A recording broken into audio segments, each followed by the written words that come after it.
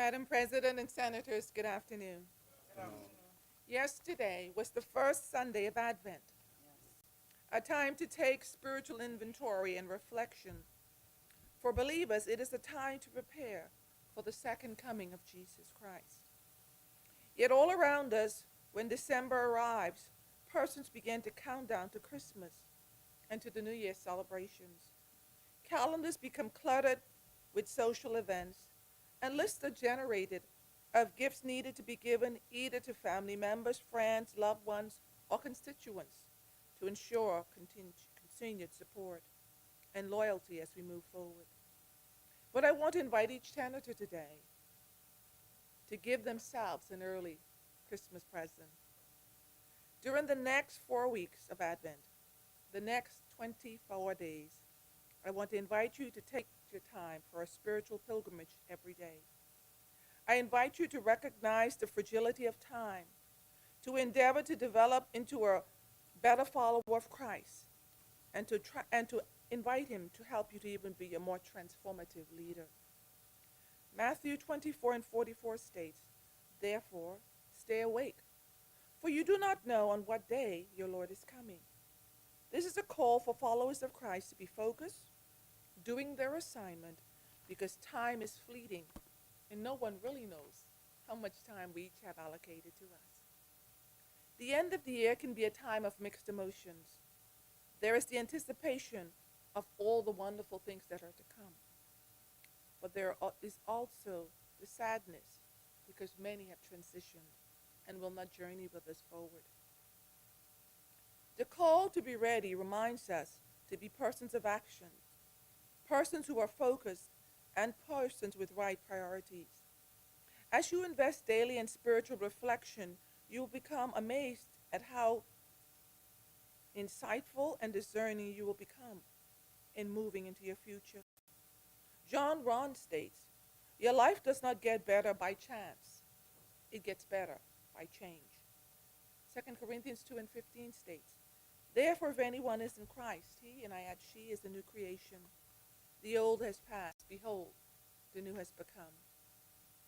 I invite you to do 5 things so that you can work on your spiritual pilgrimage. The first one is this: be determined to make your spiritual pilgrimage a priority over the next 24 days. Leaders rarely have persons who invest in them. Many times, people are around you because they want to see what you can do for them and how being associated with you will better themselves. As a result, spend time with God so that you can be prepared for whatever day brings forth. Psalms 5:3 states, "O Lord, in the morning you hear my voice. In the morning I plead my case to you and watch."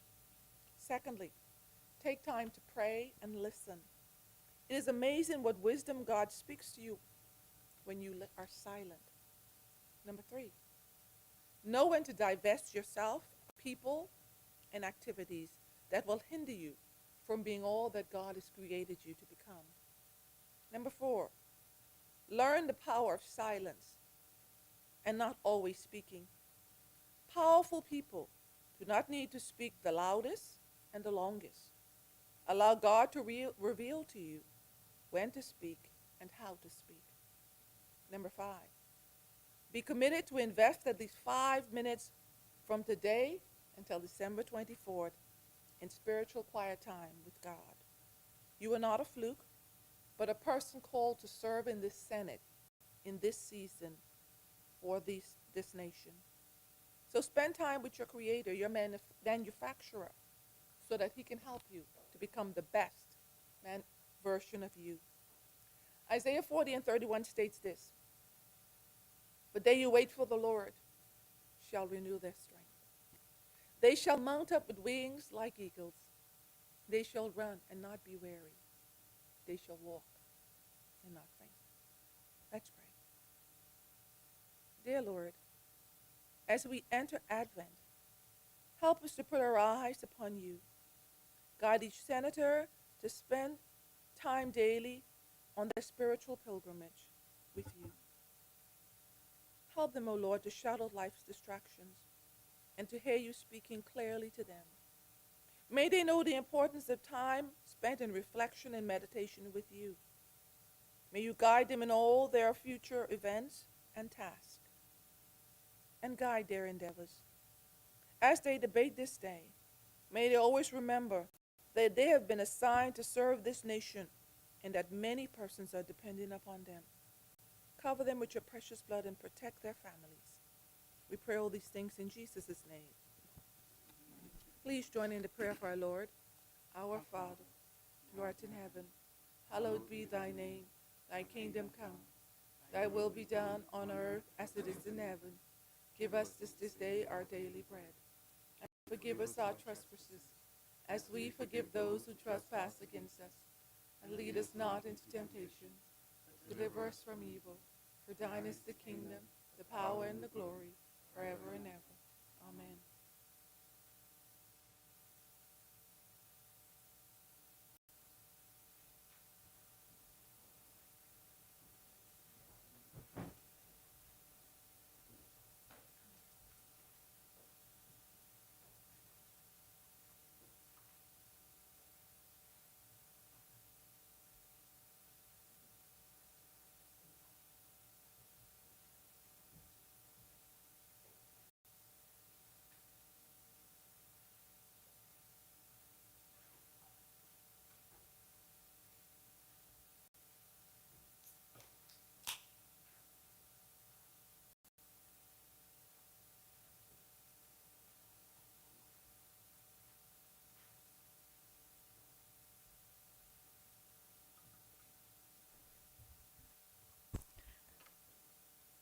Good morning, Senators.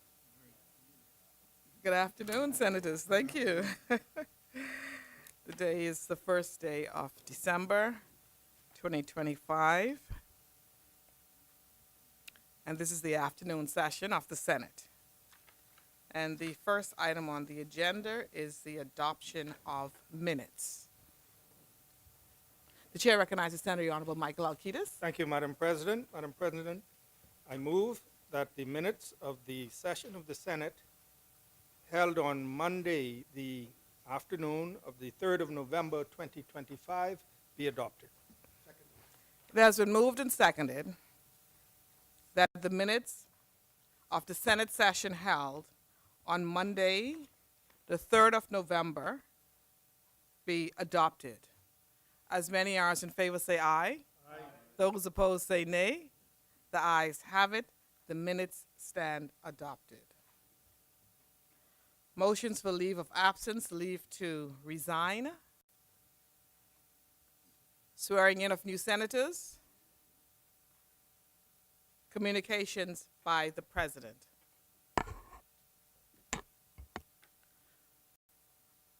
On today, the 1st of December, 2025, the Leader of Government Business, Senator the Honorable Michael Alcides, along with Senator Ronald Duncombe and myself, attended the official opening of the Dame Cynthia Mother Pratt Legacy Hall. I'm also advised that Senator Reuben Ramming also attended. Apologies for omitting you. And thank you. So thank you all so much for attending such a wonderful and a grand ceremony.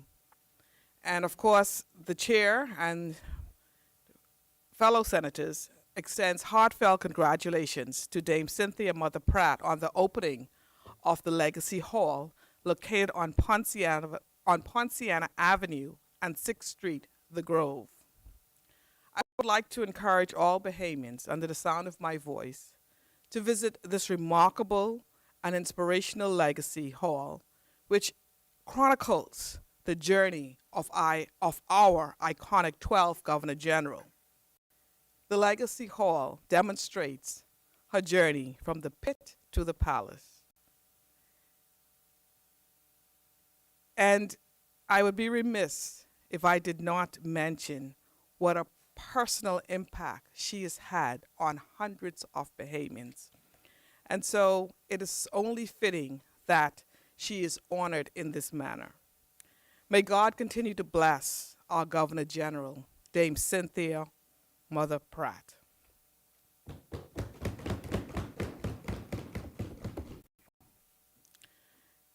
Secondly, the chair extends warm congratulations to former Senator Darren Pickstock on his recent victory during the by-elections for the Golden Isles constituency. Undoubtedly, this is a significant milestone for the former senator and his dear family.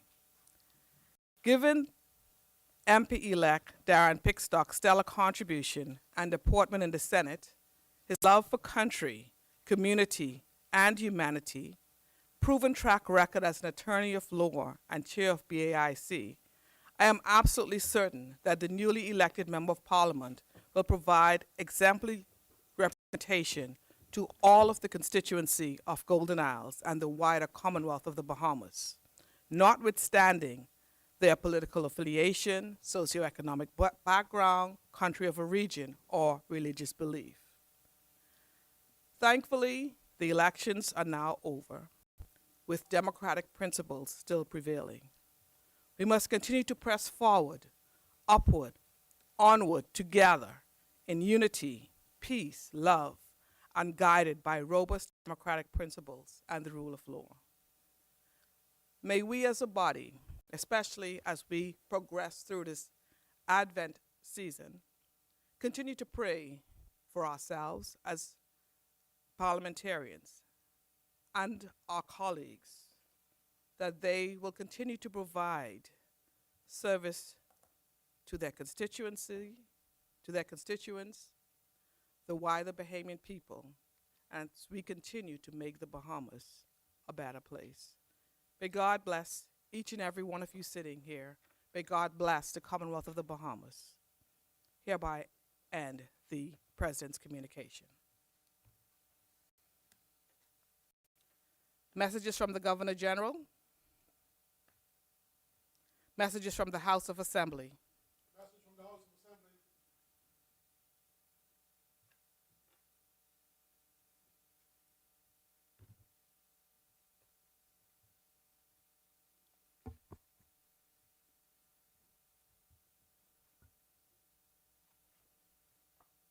Bahamas number 49. Message to the Honorable the President and honorable members of the Senate from the Speaker and representatives of the Honorable House of Assembly. The House of Assembly acquaints the Honorable the Senate that they have passed the following bill and desire the consent of that Honorable Chamber, namely, a bill for an act to regulate the collection, keeping, processing, use, and dissemination of personal data, to protect the privacy of individuals in relation to their personal data, to establish the Office of Data Protection Commissioner, and to establish the Data Protection Oversight Committee, to repeal the Data Protection, Privacy of Personal Information, Chapter 324A, and for connected purposes. House of Assembly, Nassau, 5th November 2025. Patricia DeVoe, Speaker.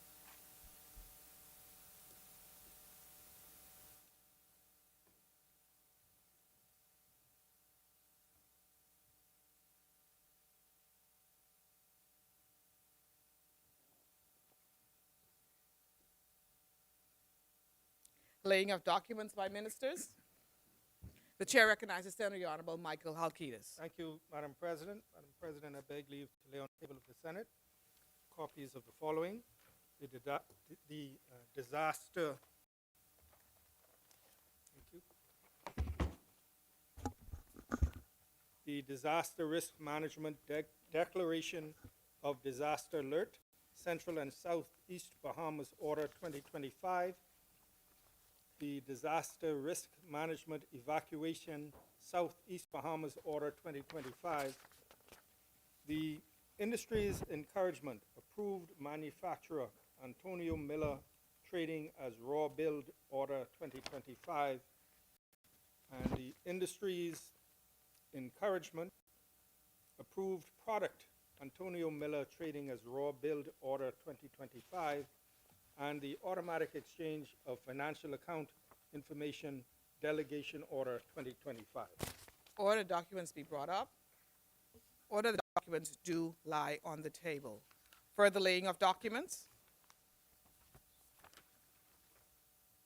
Chair recognizes Senator Honorable Michael Alcides. Thank you, Madam President. I beg leave to lay on the table of the Senate copies of the following: the Price Control General Amendment Number 9, Regulations 2025, the Price Control General Amendment Number 10, Regulations 2025, the National Health Insurance Act 2025, Appointed Day Notice 2025, and the National Health Insurance Specified Chronic Diseases Prescription Drug Fund Act 2025, Appointed Day Notice 2025. Or the documents be brought up, or the documents do lie on the table. Further laying of documents. Madam President, I beg leave to lay on the table of the Senate copies of the following directions: the Public Debt Management Bahamas Zero Coupon Bond 2025 Directions 2025, the Public Debt Management Bahamas Registered Stock Number 2 2027 and 2028 Directions 2025, the Public Debt Management Bahamas Registered Stock 2025, 2031, 2032, 2036, 2049, and 2054 Directions 2025, the Public Debt Management Bahamas Registered Stock 2027 and 2028 Directions 2025, the Public Debt Management Bahamas Registered Stock 2029, 2031, 2033, 2036, 2049, and 2054 Directions 2025, and the Public Debt Management Bahamas Registered Stock 2029, 2031, 2033, 2036, 2049, and 2054 Directions 2025. Or documents be brought up, or documents do lie on the table. Further laying of documents. Madam President, I beg leave to lay on the table of the Senate copies of the following reports: the Bahamas National Statistical Institute audited financial statements for the year ended June 30th, 2024, the Utilities Regulation and Competition Authority, IRCA, Shifting Paradigms 2024 Annual Report and 2025 Annual Plan, and the Bahamas Department of Correctional Services Annual Report 2024. Or documents be brought up, or the documents do lie on the table. Further laying of documents. None at this time, Madam President. Communications by ministers. Communications by senators. Questions. Answer to questions. Presentations of petitions. Appointment of select committees. Reports of committees. First reading of bills. Madam President, as you will be aware, the Data Protection Bill, which we intend to debate today, was recently passed in that other place, and during the committee stage there were significant amendments made. What we have now is the version of the bill that was passed in the House.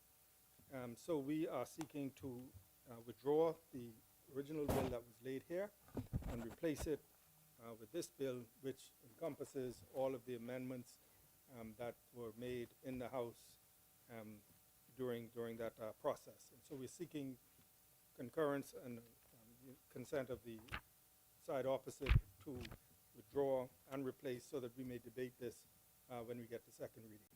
Thank you, Senator Honorable Halkitis. Senator Honorable Darren Handfield. Senator Halkitis is requesting to withdraw the previous data protection bill and to replace it with the current version.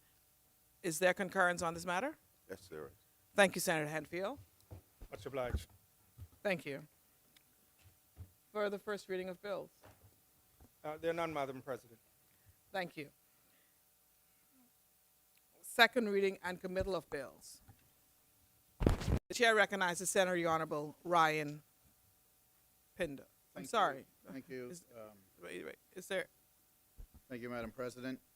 And thank you for the other side with their concurrence.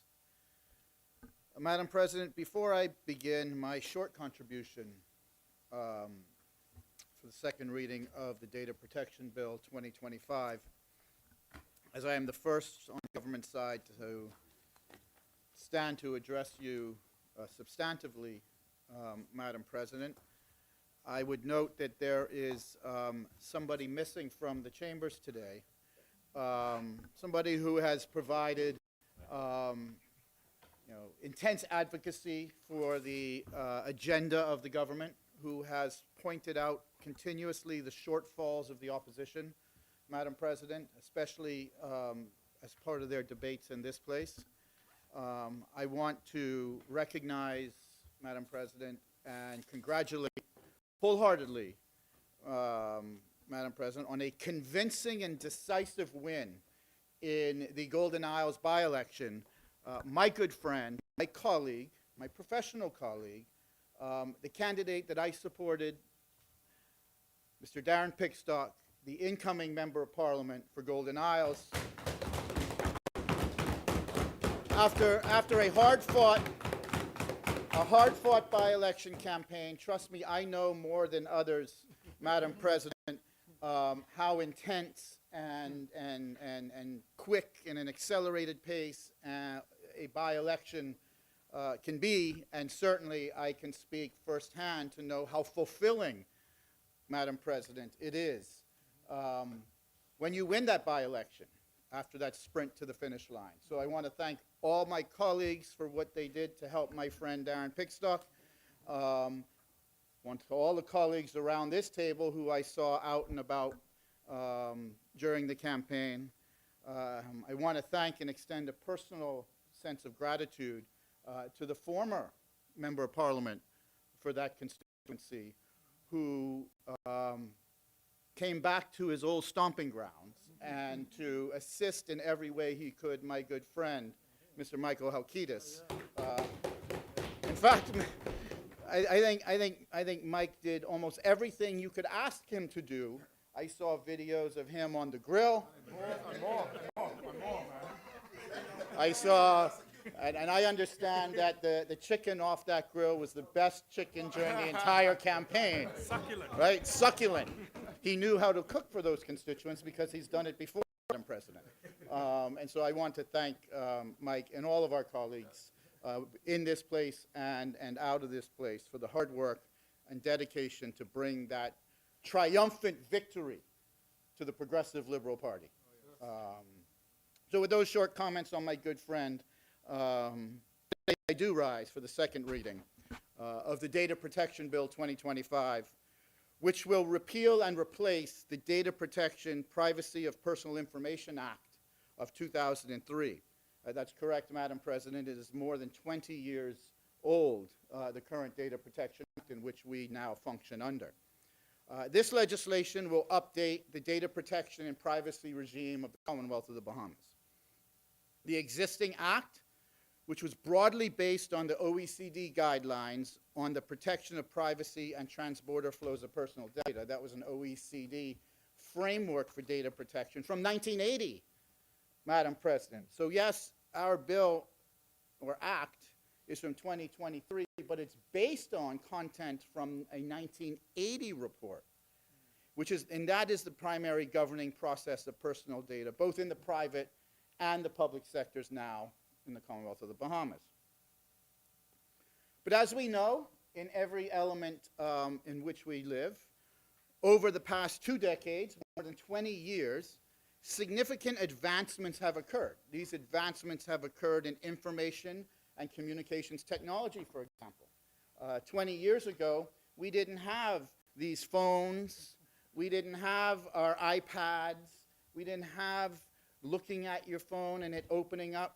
20 years has passed in ICT technology, and it seems like it could have been 100 years given the level of advancement we've experienced.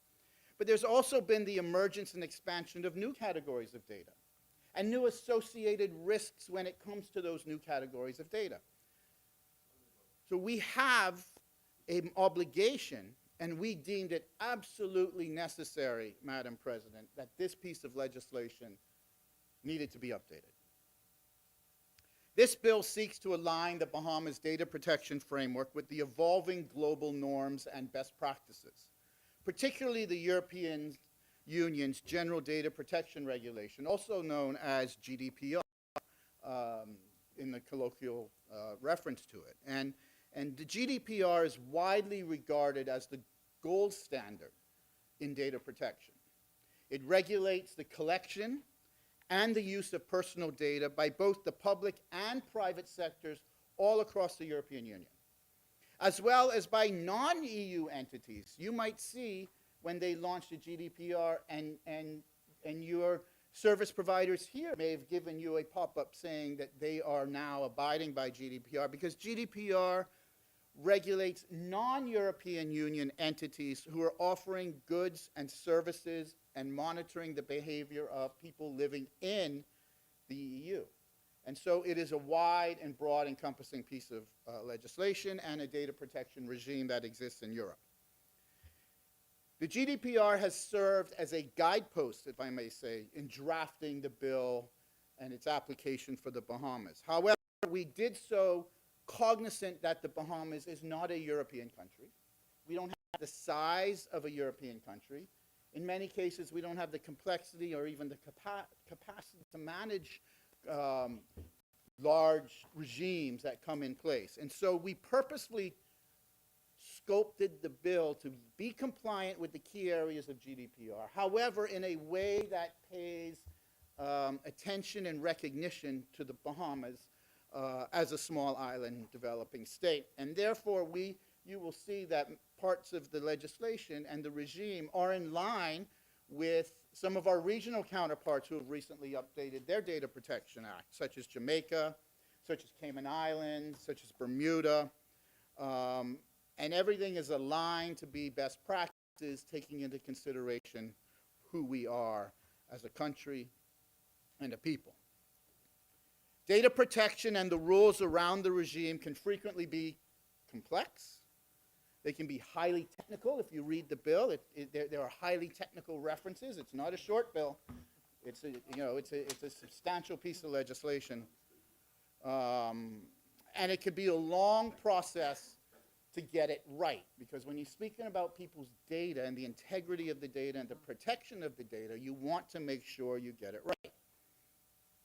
We wanted to ensure that in our data protection regime, it's not only consistent, like I said, with best practices, but considered in the way that we are a small island developing country. It needs to be balanced. The regime has to have a level of balance in it. This reform, Madam President, didn't start overnight. It actually started years ago, in 2020, under the former administration, when they represented the Bahamas and the Economic Commission for Latin America and the Caribbean came and did a review of our data protection legislation across the Caribbean and specifically within the Bahamas.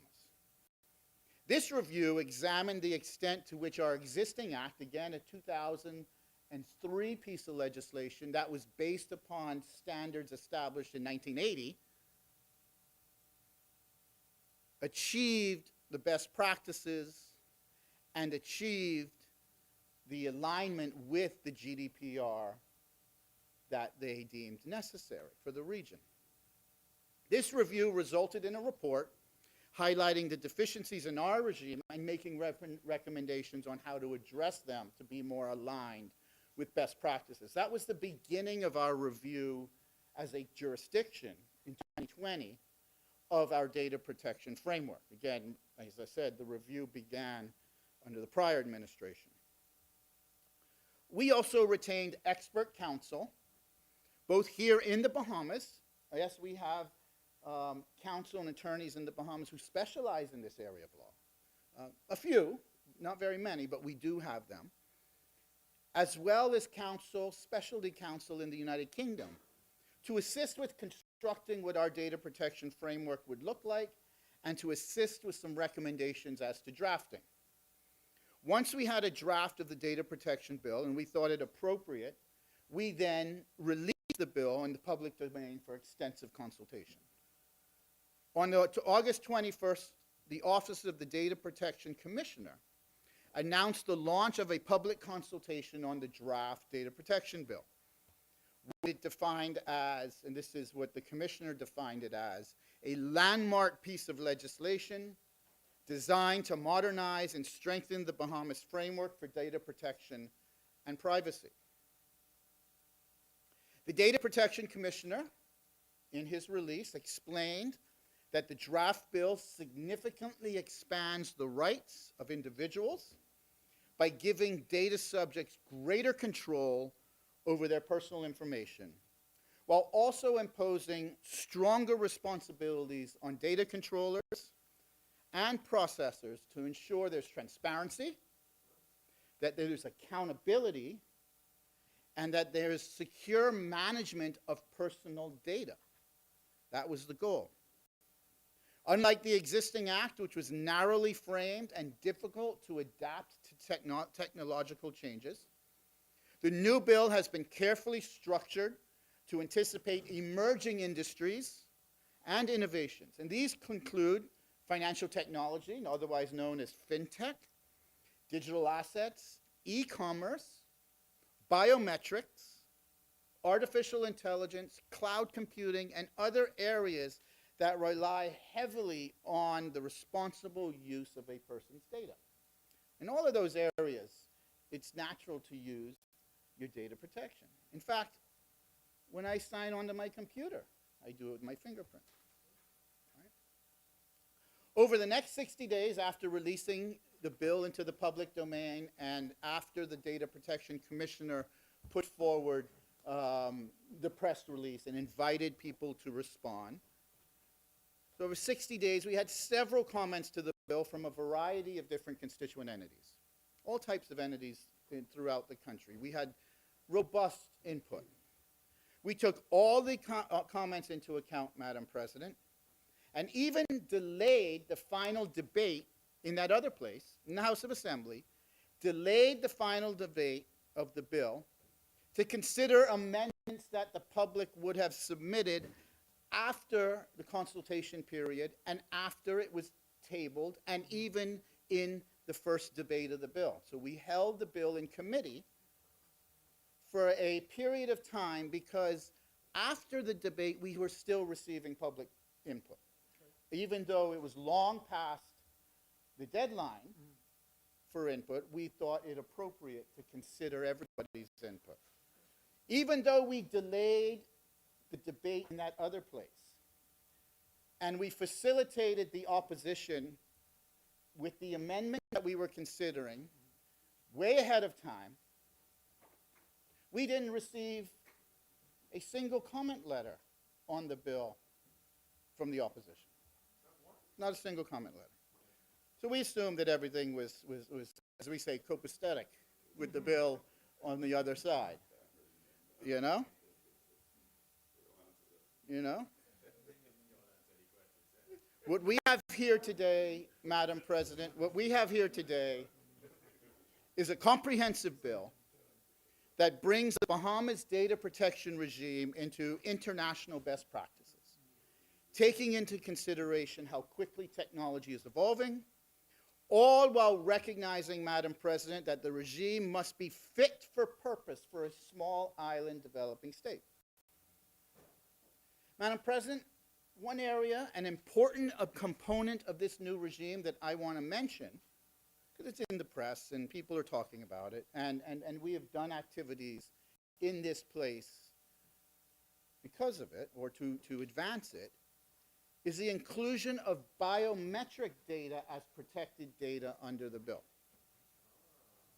The collection and use of biometric data, that's your facial recognition, that's your fingerprints, that's anything to do with your biometric body is biometric data. And it is now protected data under this new bill. Rightfully so. As we said, technology and the use of technology has advanced in 22 some years. The collection and use of biometric data in the Bahamas and throughout the world is nothing new. It's nothing new. And frankly, it's become standard procedure in our day-to-day lives. When you obtain a Bahamian passport, The data collected and built into the passport is biometric data. When you provide your picture and your fingerprints and other identifying characteristics to get your passport, that is all biometric data. Madam President, when you fly, your biometric data is collected and utilized sometimes up to 3 times in one trip.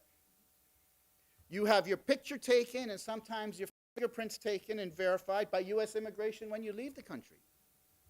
That's biometric data being collected from within our country. When you pass through TSA, the security authority in the United States, they now clear you through by facial recognition. You stand in front of the screen, you give them your passport, you take off your glasses and you look in the screen and they clear you on the snap. And it says, your information will be deleted. Well, we don't know. It says it there, so, but. And in many instances now, Madam President, when you actually board the plane, you board the plane merely by facial recognition now. You don't give over your boarding pass anymore. They just scan you and they say, okay, free to board. Free to board. I said sometimes. Sometimes. But in that one instance of going through immigration and security and getting on the plane, that's 3 instances of possible biometric data collection. You use your biometric data and it is collected in many day-to-day activities. Madam President, this includes opening your phone with facial recognition, opening your computer with your fingerprint. The use of biometric data, Madam President, has made its way into every facet of our day-to-day life. And in many times, due to our antiquated regime now, it may not be protected data under the Data Protection Act. That's why this bill here is so important to pass, because it takes us into what is the current state of affairs globally. Not only within the Bahamas, globally. I open my phone with my facial recognition and that is stored with Apple Computer. That's a fact. As you can see, as I said, we give our biometric data as a matter of course in our day-to-day lives. We also see it in recent applications and developments within the Bahamas. This includes recent amendments, for example, to the Parliamentary Elections Act to include biometric voter registration. The use of biometric data in our voter registration is a natural progression from the historical paper cards that are handwritten with photos taped on the card, not laminated. Who knows what it's subject to, given the way that it is done. In fact, we have been criticized for many an election over international observers of how we actually register our voters and present that registration at the time to vote. There's scores of criticisms. Under the amendments passed, the Parliamentary Registration Department shall conduct what's called a verification exercise, requesting all registered voters to come in to the Parliamentary Registration Department verification centers to update the register and facilitate the issuance of biometric cards. And we're facilitating that by data we already have through the Passport Office. So that data is already in the government's possession. You're just allowing it to be used. About 80% of the anticipated voters have a biometric passport. Right? Today's bill that we debate is intended to ensure that the necessary protections are in place to address the collection of biometric data, which includes also voter registration data, now that we passed the legislation. Madam President, I think that if we highlight the recent by-election on this subject, it would provide some context. In the recent by-election where the PLP prevailed over the FNM, it's indicative of the importance of the verification process and biometric registration going forward. Both the PLP, Madam President, and the FNM in our canvassing of the constituency, and trust me, when the parties rolled out, they had the best canvassers that they have on both sides. Canvassing the constituency, meeting the registered voters or the resident voters, verifying the information, speaking to them. Both parties did it extensively. Maybe one better than the other, but needless to say, the opposition had their forces out as well. Right? However, neither party in the recent by-election, they said something somewhere upwards, I think, of 7,900 voters were on the register, right? Neither party, neither the PLP nor the FNM, with all of our extensive canvassers, every single day in the constituency, neither party found more than approximately 5,500 voters on the register. Neither party. So this isn't us saying it. This is both parties with extensive canvassing, the best political canvassers in the country, on the same constituency, going to the same houses, and verifying the same people. Neither party found more than approximately 5,500 voters. Right? Without verification and the effort to implement biometric voter registration, it would be very difficult to actually confirm the permanent register that's in place. Very difficult.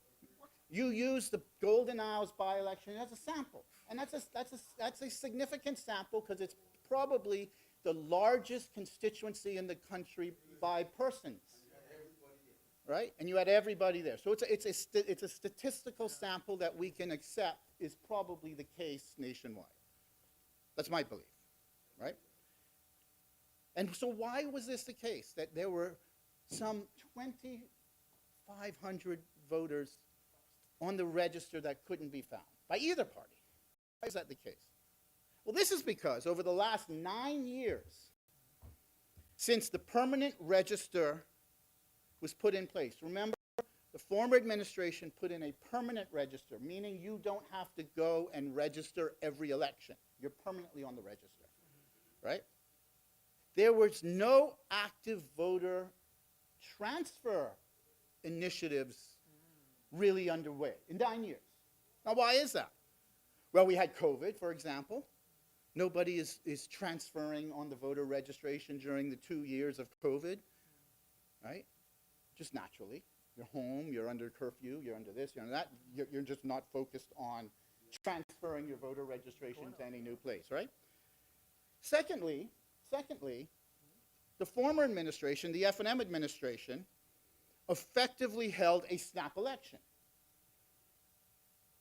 early.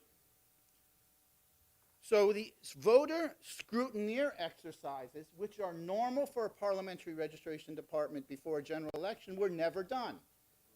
And those scrutineering exercises are for the purpose of finding out if a registered voter is in the constituency they're registered in, or whether they have moved and should be updated in the permanent register. That's what those activities are. That's what those activities are. I could tell you that the Parliamentary Registration Department, from the time the amendments were passed a few months ago, has been undertaking scrutineering exercises, only pausing for the purposes of holding the Golden Isles by-election. And those scrutineering exercises continue, and we encourage greatly all registered voters to go and get verified, because this is a process of the scrutiny of the register to ensure that it is accurate, or as accurate as possible.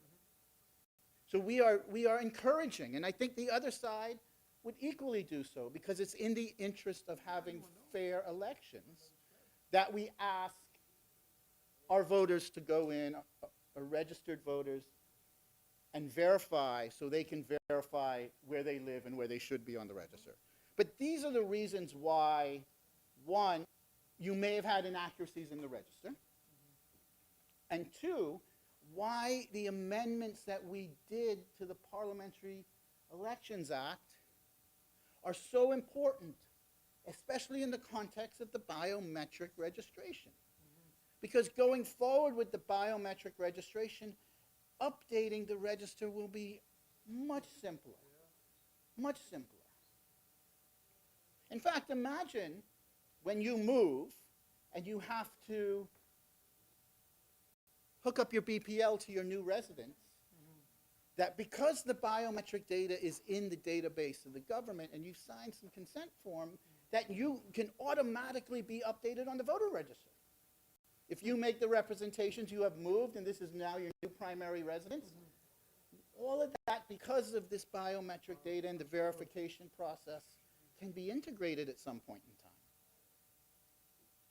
relieving a lot of duplication in efforts. Madam President, we likewise see in the press the Public Hospital Authority looking to issue security access cards with biometric data. Instead of the paper access cards, the paper security cards, you now have, the intent of the PHA is to now have security access with biometric data. And this is nothing unique, Madam President. This happens all over the world. All over the world. You know, when you go to a Latin American country and you want to access somebody's office, say you have a meeting, they take your passport, they take your picture, they scan your everything, they collect in your biometric data for security purposes. And then they tie that to an access card that you have to access that building or that floor. That's what happens. So it's nothing new that the integration of biometric data into an access card happens all over the world. I note, Madam President, that the unions have expressed their concern with this process, and that's fine. Information is good for transparency. And so the PHA should help facilitate to answer the questions that the unions have about their membership and the biometric data being collected. But I highlight it's not something out of the ordinary. It is something that is commonplace in most countries throughout the world. So I want to encourage, especially hospitals in a high security area. Absolutely. You have a whole other host of privacy concerns in a medical facility, right? And so the security element should be as robust as possible, as long as it's consistent with international practices, which, in my view, it is. So I just want to encourage the unions, because this is another example of biometric data being utilized in our country, and the employees of the PHA who have questions, to feel confident that through the passage of this piece of legislation, that maximum protection to the data and the biometric data will be implemented and preserved. I think it's important to communicate that in this context, because we see the questions in the press, and we don't criticize for asking questions, but we want them to be assured that we as a government are putting in the most sophisticated and strenuous data protection elements, especially with respect to biometric data, that this country's ever seen.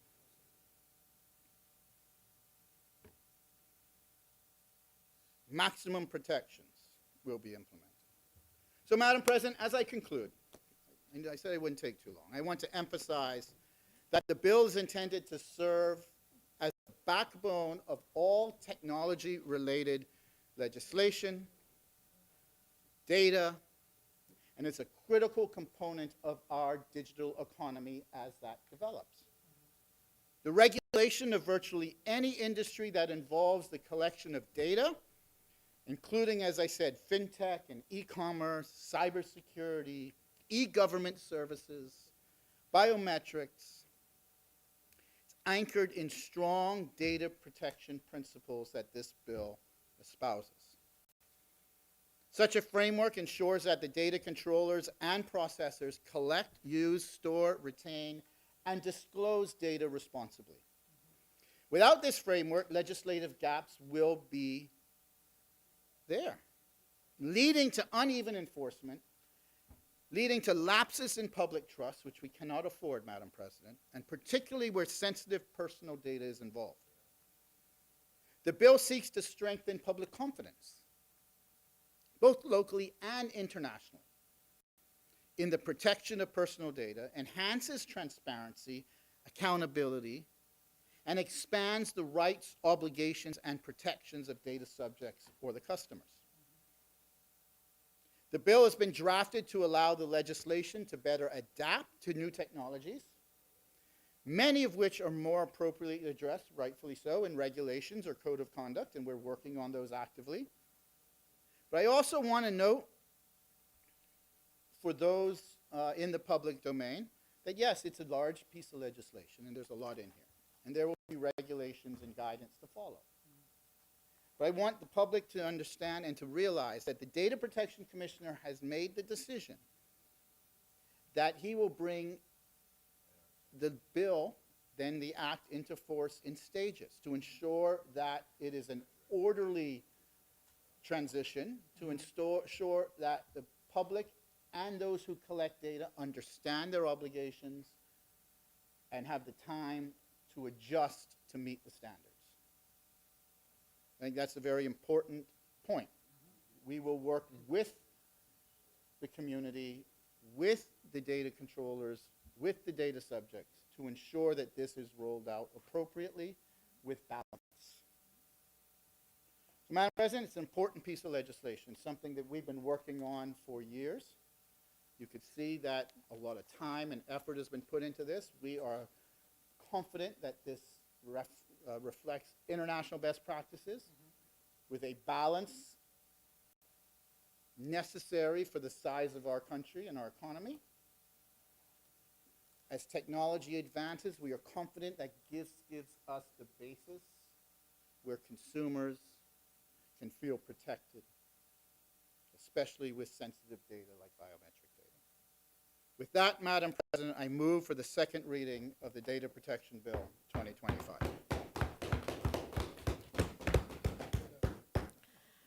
Thank you, Senator the Honorable Ryan Pinder. Is there a seconder? The chair recognizes Senator the Honorable J. Ann Major.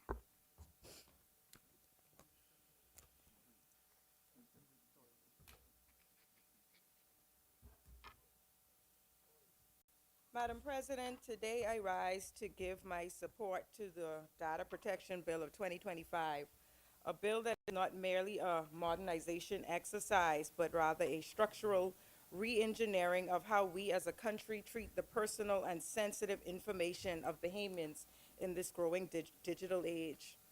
However, before I delve into the merits of the bill, I wish to begin with a reflection on gratitude. Many of us would have in some way or another celebrated Thanksgiving last week, and I was grateful to enjoy a few days off with my family. And while Thanksgiving is not a traditional holiday here in the Bahamas, the spirit of gratitude, thankfulness is something we should embody every day. Things could always be worse. We could always have less, yet a grateful heart, a positive mind, and a humble spirit will take you a very long way. Gratitude grounds us, it steadies us, and it reminds us of how far we've come and how blessed we truly are as a people. It is in that spirit that I extend congratulations to our former Senate colleague, Darren Pickstock, on his victory as the new Member of Parliament-elect for the great constituency of Golden Isles. The people have spoken. And while there's been much negative chatter in the media over the last few days, the fact remains that a win is a win. He's a relatively newcomer to frontline politics. And of course, there was a constant reminder of who was from Golden Isles and who never left. But this win reflects confidence in not only Darren, but in the direction in which this PLP administration is steadily leading the nation. It reflects a clear choice to keep building on progress. Golden Isles, for sure, is in capable hands. There's a saying that teamwork makes the dream work. And when I tell you there's nothing like that PLP teamwork, I echo the words of my good Senator Ryan Pinder in commending my colleagues for their work on the ground and their support to Darren over the last few weeks. Mr. Vice President, it would be remiss of me if I didn't also take the opportunity to proudly acknowledge the wonderful people of Adelaide, whom I've worked closely with on the campaign trail over the last several weeks. I've walked with them, I've talked with them, and believe me when I tell you, there's truly nothing like the spirit of the people of Adelaide. Finally, Mr. Vice President, still in the same spirit of gratitude for two people who enrich my life, I must stop to wish the happiest of birthdays to the two Sagittarius men in my life, my big brother Terrell, who celebrated his birthday last Monday, and my little brother JJ, who will be celebrating his birthday on Wednesday, December 3rd. If you know me, only me got brothers. And I wouldn't trade them for anything in the world. They know their sister got their back. And I pray for both of you that God continues to bless you both with good health, strength, peace of mind, wisdom as we grow into this next year. Happy birthday to my two brothers. Mr. Vice President, turning now to the Data Protection Bill of 2025. So often when we speak about nation building, the focus is only on infrastructure, jobs, fiscal reform, and growth, all of which, of course, is important, and all of which this administration continues to deliver. But nation building is also about protecting the people, especially in this age where our identities are shaped not just physically, but digitally. As the honorable members know, this bill repeals and replaces the outdated Data Protection Privacy of Personal Information Act, which is no longer suited for the world we live in today. In 2025, we exist in a world of smartphones, cloud computing, biometric identifications, AI, online businesses, and massive cross-border data flows. With that being said, our current legislative framework is lagging behind the realities of a changing world that is driven by technology and the increasing vulnerability of a citizen's information. What this 2025 bill recognizes is simple but profound. Data is the new currency, and the protection of that data is the new frontier of human rights. This administration understands that, and consistent with our broader agenda of digital transformation, good governance, and citizen empowerment, we are ensuring that Bahamians' data is given the security it deserves. Mr. Vice President, I wish to highlight several critical components of this bill. Firstly, it provides the 6 core principles for processing personal data, which must be followed. Personal data must be processed lawfully, fairly, and in a manner transparent to the individual. Personal data shall only be collected for a specific lawful purpose. It shall be adequate, relevant, and not excessive. Personal data should also be kept up to date and accurate. The data shall be retained in a form that permits identification of the data subject for no longer than it is necessary for the purposes for which it was processed. And finally, the data shall be processed in a manner that ensures appropriate security of that data, including protection against unauthorized or unlawful processing and against accidental loss, destruction, or damage. Mr. Vice President, it is the duty of the data controller and the data processor to ensure that these principles are complied with, and failure to comply could result in a fine of $50,000 or up to 3 years imprisonment. Mr. Vice President, another highlight of this bill is that it establishes the Office of an Independent Data Protection Commissioner. This office will serve as the watchdog and guardian of citizens' information, ensuring compliance, addressing breaches, and upholding the public trust. Independence is central because Bahamians must have the confidence that the entity protecting their privacy is free from political or commercial influence. With a reinforced data protection commissioner, clear investigative powers, and robust penalties for non-compliance, the bill ensures that these rights are not theoretical, but they are enforceable. Mr. Vice President, the bill also empowers Bahamians with stronger personal rights. This bill gives every Bahamian the right to understand, access, correct, restrict, file a complaint, and even demand the deletion of their personal information when it is no longer needed. Where the processing of personal data is based on the consent of a data subject, the data controller shall provide clear and verifiable evidence that the data subject has given consent to the processing of his personal data. Under the bill, Mr. Vice President, consent will be required to be freely given, specific, informed, and unambiguous for processing. In the case of a child or a vulnerable person, consent is given by the parent or legal guardian of the child or the legal guardian of that vulnerable person. What we are seeing with this bill is a shift towards respect, agency, and control, placing people at the center of digital governance. Mr. Vice President, another important feature of this bill is the enhanced protection for sensitive and biometric data. This bill protects the most intimate categories of personal data: health records, financial information, fingerprints, facial recognition, and more. In a world where such data is increasingly used, abused, and traded, this law serves as a shield for the people. From banks, insurers, and hospitals, to schools, fintechs, and retailers, every organization handling personal information must now meet strict standards of data security, storage, retention, and breach notification. Mr. Vice President, as I've already mentioned, this bill introduces principles that reflect today's realities and align with modern international standards.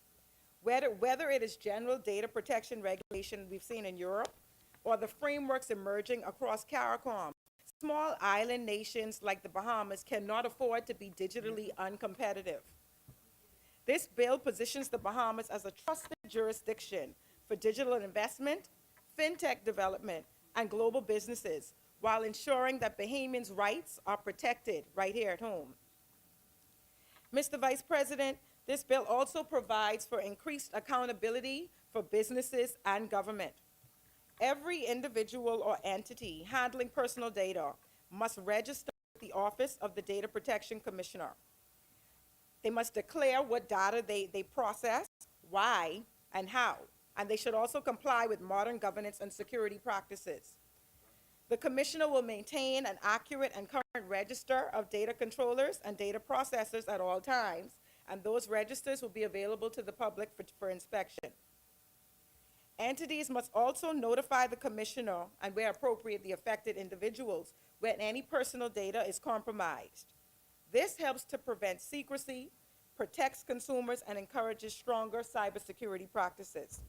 So from mandatory registration to the appointment of data protection officers to breach notification requirements, this bill introduces real standards, real structure, real consequences, and real protection. It creates clarity for businesses and ensures public bodies are all held to the same standard of care. Mr. Vice President, beyond the legal jargon and all the technical terms, this bill is about one thing and one thing only: protecting people, their identities, their finances, their children, their medical information, and their livelihoods. The world is changing, and we have to move with it. Global cyber attacks, identity theft, fraudulent financial activity, unauthorized data sharing is becoming more and more commonplace. And of course, we know the Bahamas is not immune. This government is choosing not to wait for a crisis before acting, but it instead is governing proactively to ensure that we are well equipped for the ever-changing future ahead. I must take this opportunity, Mr. Vice President, to commend our Attorney General for continuing to lead the charge in the advancement of critical legislative reform. Throughout this term, under his guidance, we have seen meaningful legislative change that has been rooted in fairness, innovation, and a clear commitment to the Bahamian people. Mr. Vice President, we are continuing to build on progress in our economy, in digital transformation, in transparency, and now in data protection. I stand today grateful, hopeful, and proud to support and second the Data Protection Bill of 2025. It strengthens our democracy, it fortifies our digital future, and it ensures that every Bahamian's personal information is safeguarded with the seriousness it deserves. And so in this spirit of gratitude and continued progress, I commend this bill to this honorable chamber. May God continue to bless this administration. Yes. And may God continue continue to bless the people of this great Commonwealth of the Bahamas. Thank you, Mr. Chairman. As many He's part of the Commonwealth. He part. what's the bill?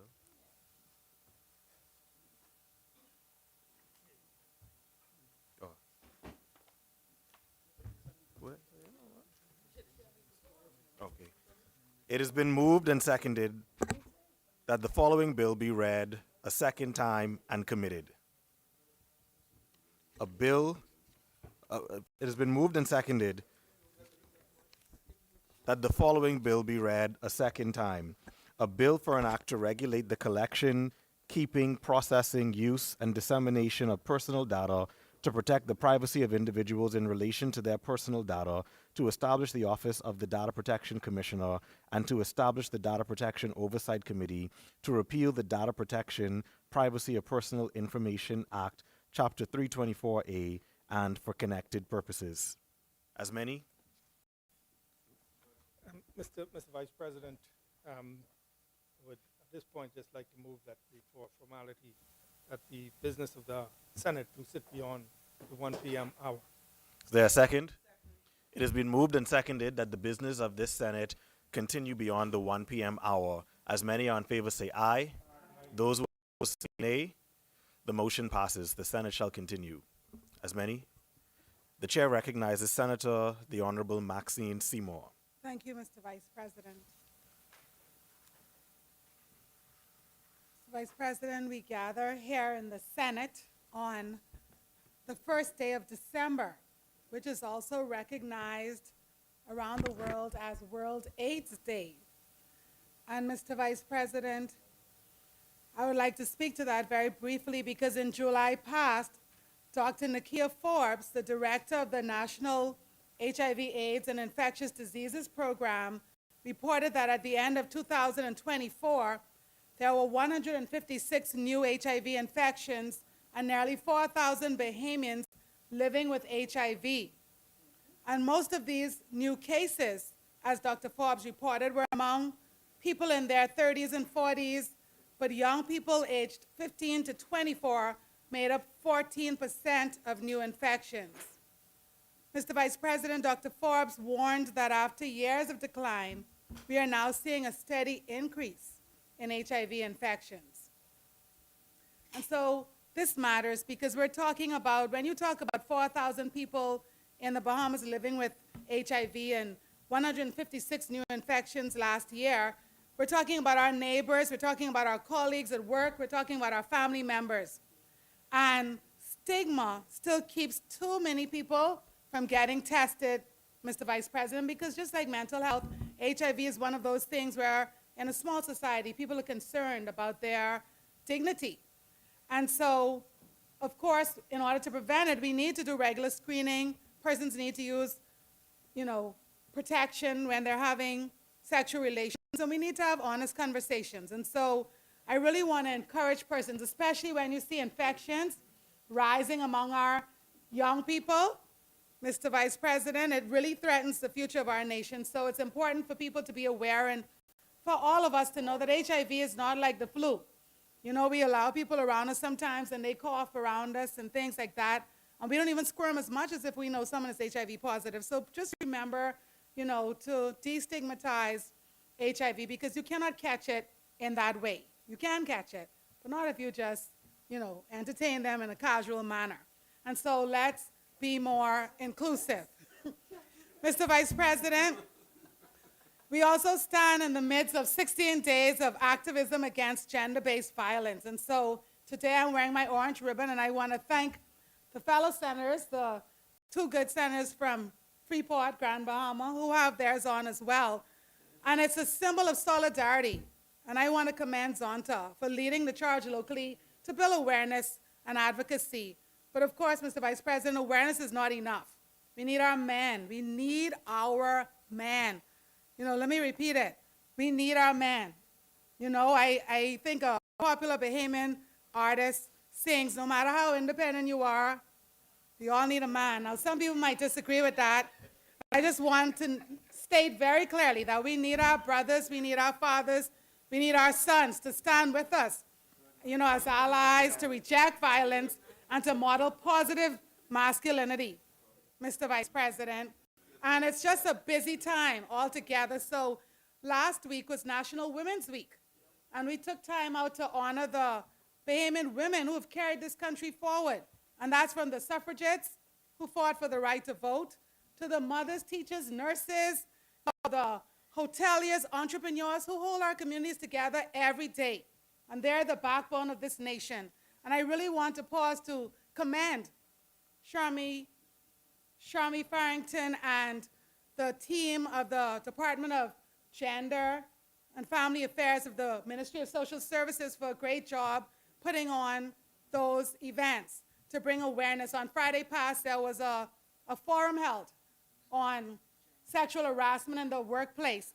And of course, our good senator, whose name I'm afraid to call in full, Senator Russell, because I think I got to remember Senator, Doctor, or the Honorable, Eresia Hepburn Forbes. Did I get it right? She has so much names, but she was there too on Friday at the Ministry of Social Services, where we really paused to talk about the importance of policy and having a, zero tolerance approach in the workplace when it comes to sexual harassment.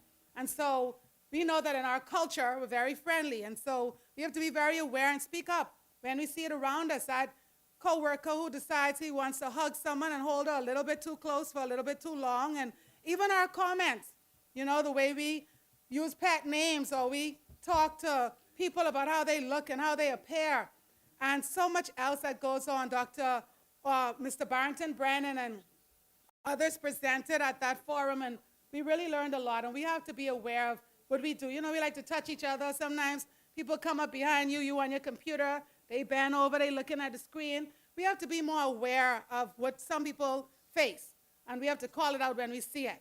And I'm almost there, Mr. Vice President. Like I said, it was a busy time. I cannot leave my man out. Like I say, I do have a special love for men. And so the 19th day of November, Mr. Vice President, marked International Men's Day. And people often say it, that sometimes men feel like they get left behind. I feel like when it's International Women's Day in March, we paint the place purple. And sometimes November comes and goes, and International Men's Day, we're not as aware. And so it's a reminder, Mr. Vice President, that Bahamian men, like I said earlier, must be part of the solution, okay? And men have to care for themselves, their health, model respect, and really stand shoulder to shoulder with all of us. And during that time, I would have written a letter to the editor really calling out the plight of our single fathers and young schoolboys and some of the discriminations they face, Mr. Vice President. And we have to continue to work toward a more equitable and equal country and not discriminate even against our men. And not so long ago, on the 20th of November, we observed World Children's Day. And of course, children mean the world to me, Mr. Vice President, because every child in the Bahamas, I say it repeatedly, deserves to grow up in a safe and nurtured environment where they're free to dream. They should be able to walk to school and just be kids, play, do whatever without having to be, whether it's preyed upon or just not have access to certain opportunities. But regrettably, too many of our children face neglect and abuse and poverty. And I just want to remind all of us as legislators that protecting our children is our duty. Okay, that's a part of what we're called to do. They're our young citizens, and they're the future of our country, because we could be as wonderful as we want, but if our children don't grow up whole, our country will be impacted.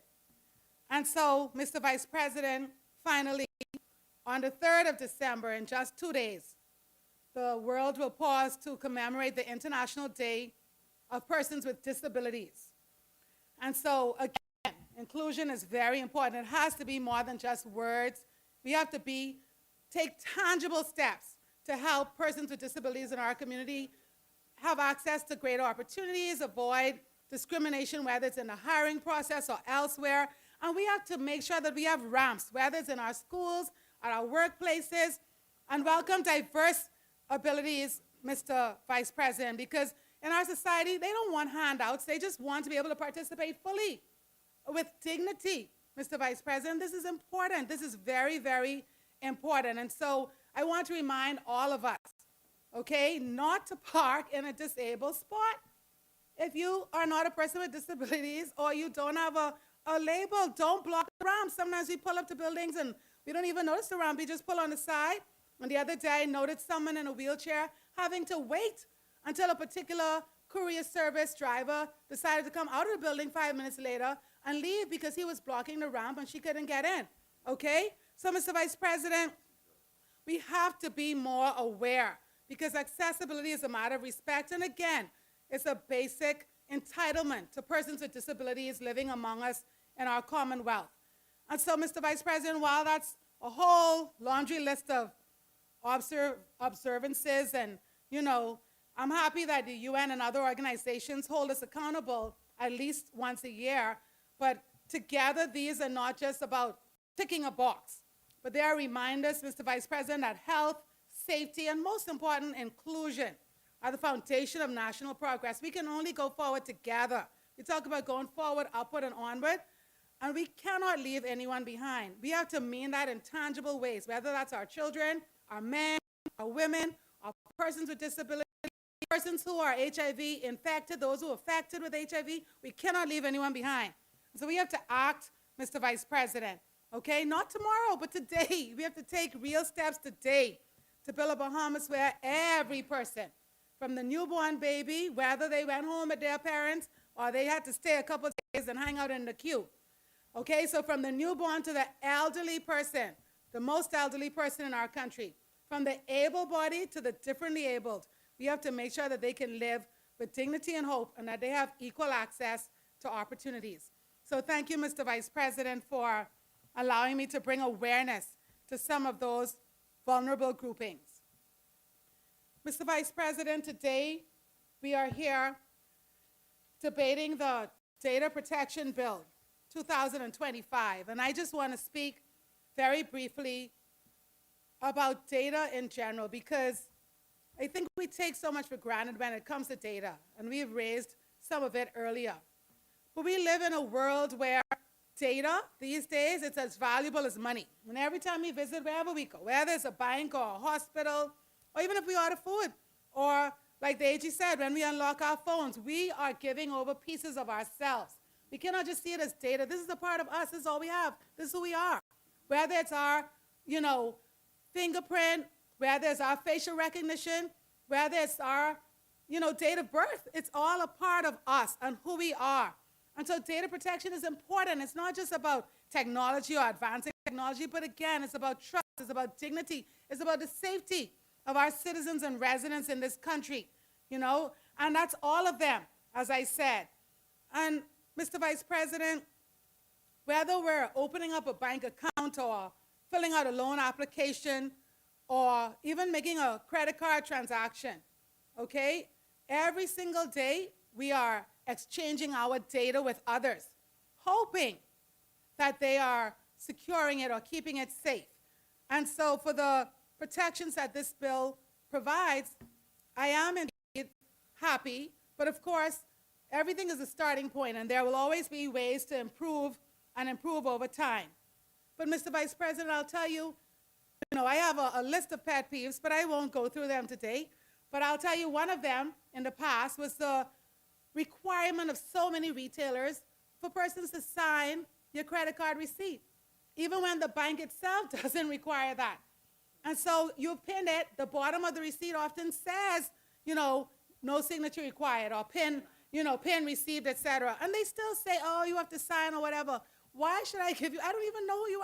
First of all, I don't even know where the slip of paper is going when you're done with it. These stacks and hundreds of papers you get every day, I don't even know where they go. Do they go to some room somewhere? Are they locked up? Are they in a fireproof cabinet? Like, who has access to the room? But we don't even sometimes think about it. I mean, I do, but others might not. People just go ahead and they sign. Or they go ahead and in addition to signing, that was the practice for a long time where in addition to signing, they ask you to give them an ID. So in addition to now putting your signature on the paper, on this little piece of slip or whatever, they want to write your driver's license number or whatever under your signature. That's ludicrous. And it's not even a requirement, like I said, of the banking institutions.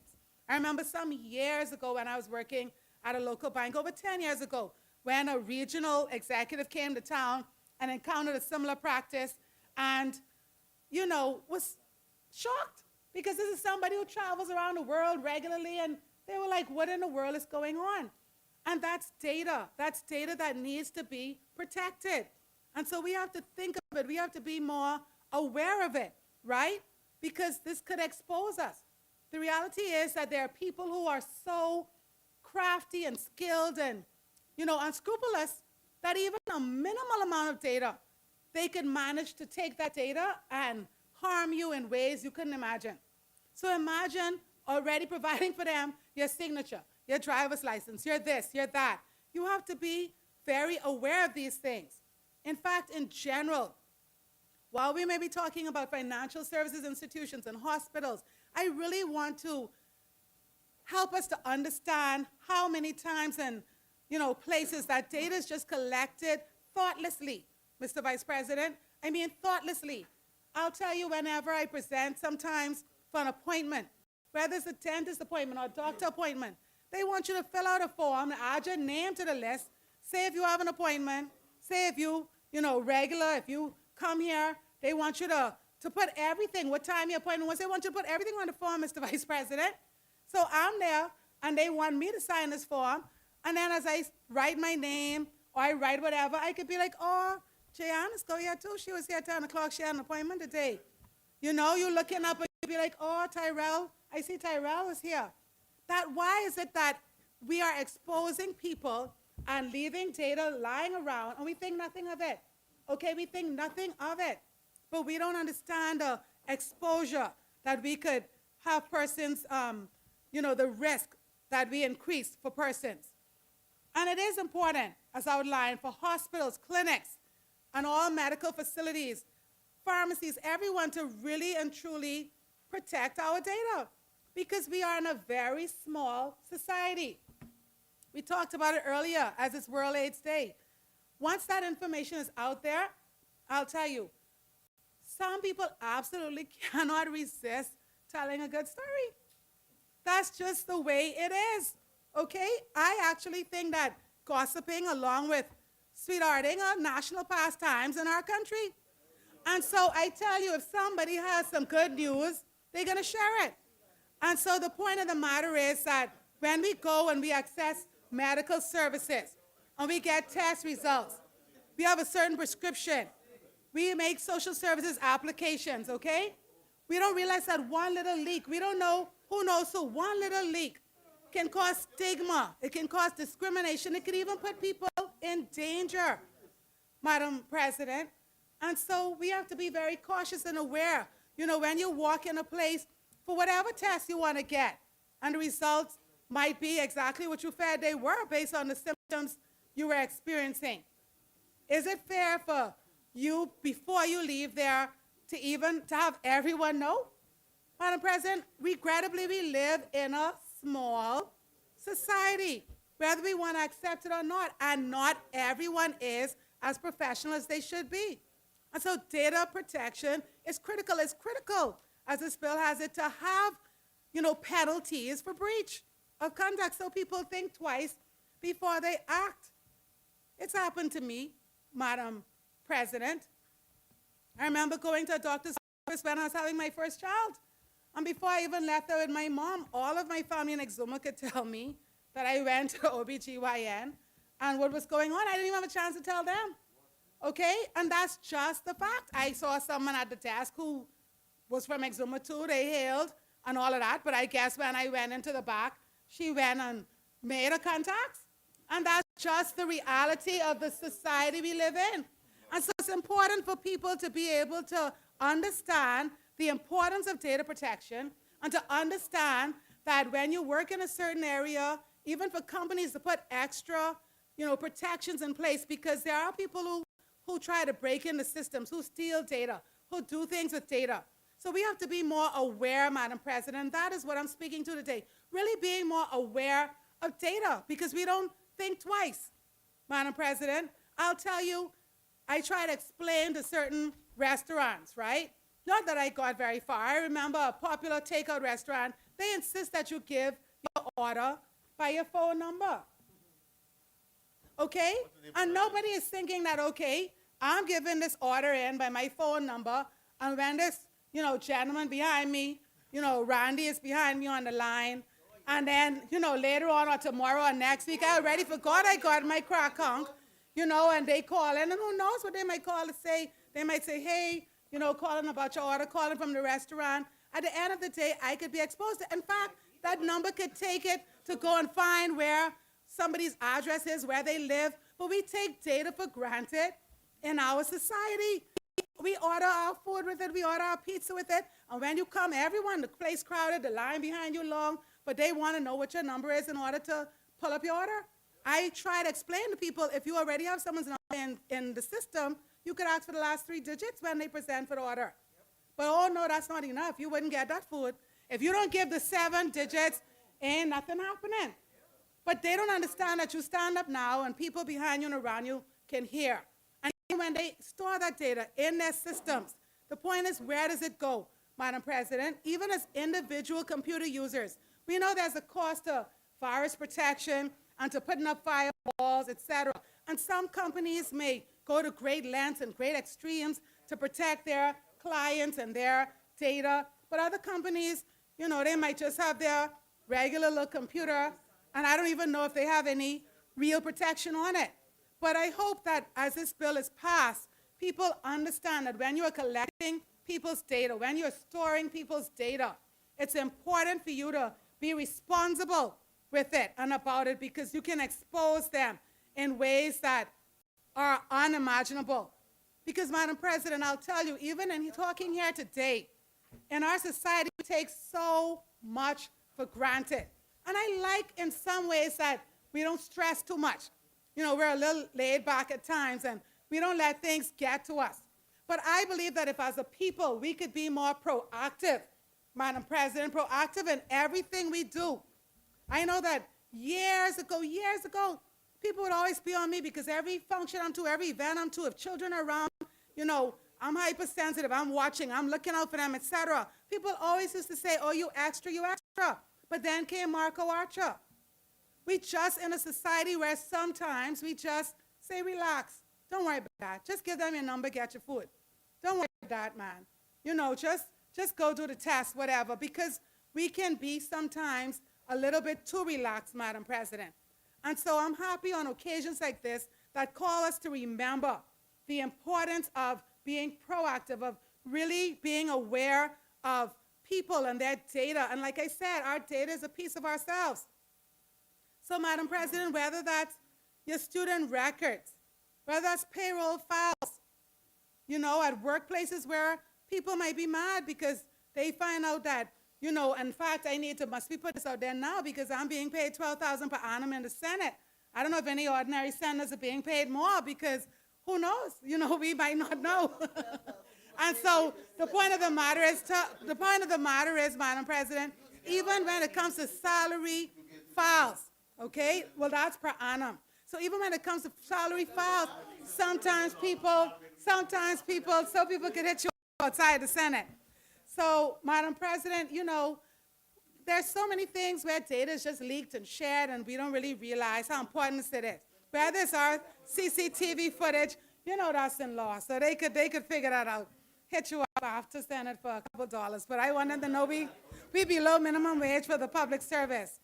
So, Madam President, even our identification, when we go places, they need a copy of this, a copy of that, they run the copy. I don't know where those copies go. And so it's so important, and yes, it's convenient. So, for example, with the new biometric cards for voter registration, it is convenient to be able to transfer that data from the passport office. But it only takes a simple signature for someone's data to be transferred.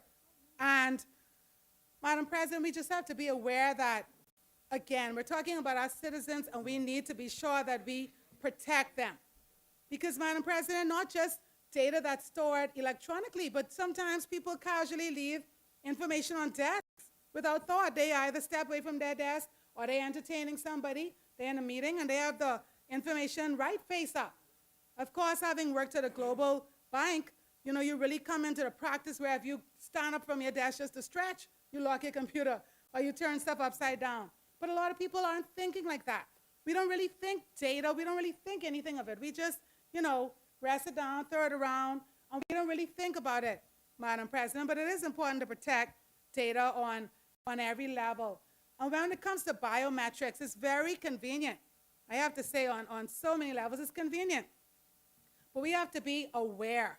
Because indeed, when we collect fingerprints, whether it's for office entry or, as we discussed, the facial recognition at airports and everywhere, and, sometimes you even have voice recognition for some bank apps and other things. So even though it's convenient, because you don't have to worry about pulling anything else out, you have yourself on you, you have your voice on you, you have your face on you, you have your fingers on you. So it is convenient and it saves time and it's an efficient way to do business. But even though it's convenient, we have to remember that we're exposing ourselves, Madam President. And unlike a password, when, sometimes if you go to sign in, they tell you, oh, your password appeared in some breach or whatever, or leaked, and, do you want to change it? And you could change it. But, Madam President, we cannot change our fingerprints. We cannot change our fingerprints. And so when we use our fingerprints or we use our face, and if that data is compromised in somebody's system, I don't know, I was going to say dog eat your lunch, but that's not the most parliamentary thing I could say, Madam President. But what I'm trying to explain is that if there's a breach on any level, you can't just get a new fingerprint on your face the way you could change a new password. Because once it's leaked and once that data is out there, that's permanent. Somebody could misuse it and that could follow you for your entire life.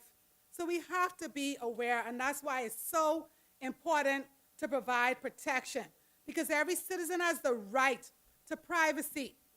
And when we protect them through legislation, and not just legislation, but we have to be sure to really enforce it.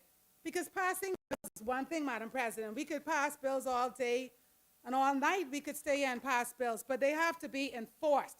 We have to make sure that people understand that there are consequences. We have to make sure that we check in to make sure that they're doing what the bill says and what the bill calls for. We also have to make sure in terms of public education that people are aware, once the bill passes, what is expected of them now when handling data.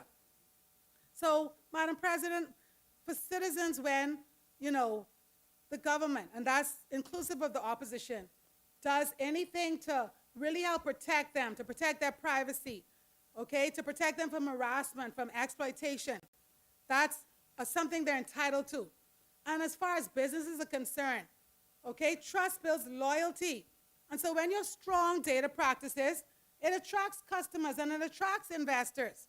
And we all hear about it, especially globally, where one particular bank or some other institution, they say, or sometimes retailers, major retailers, they report that there was a breach and, some credit card and other information might have been compromised.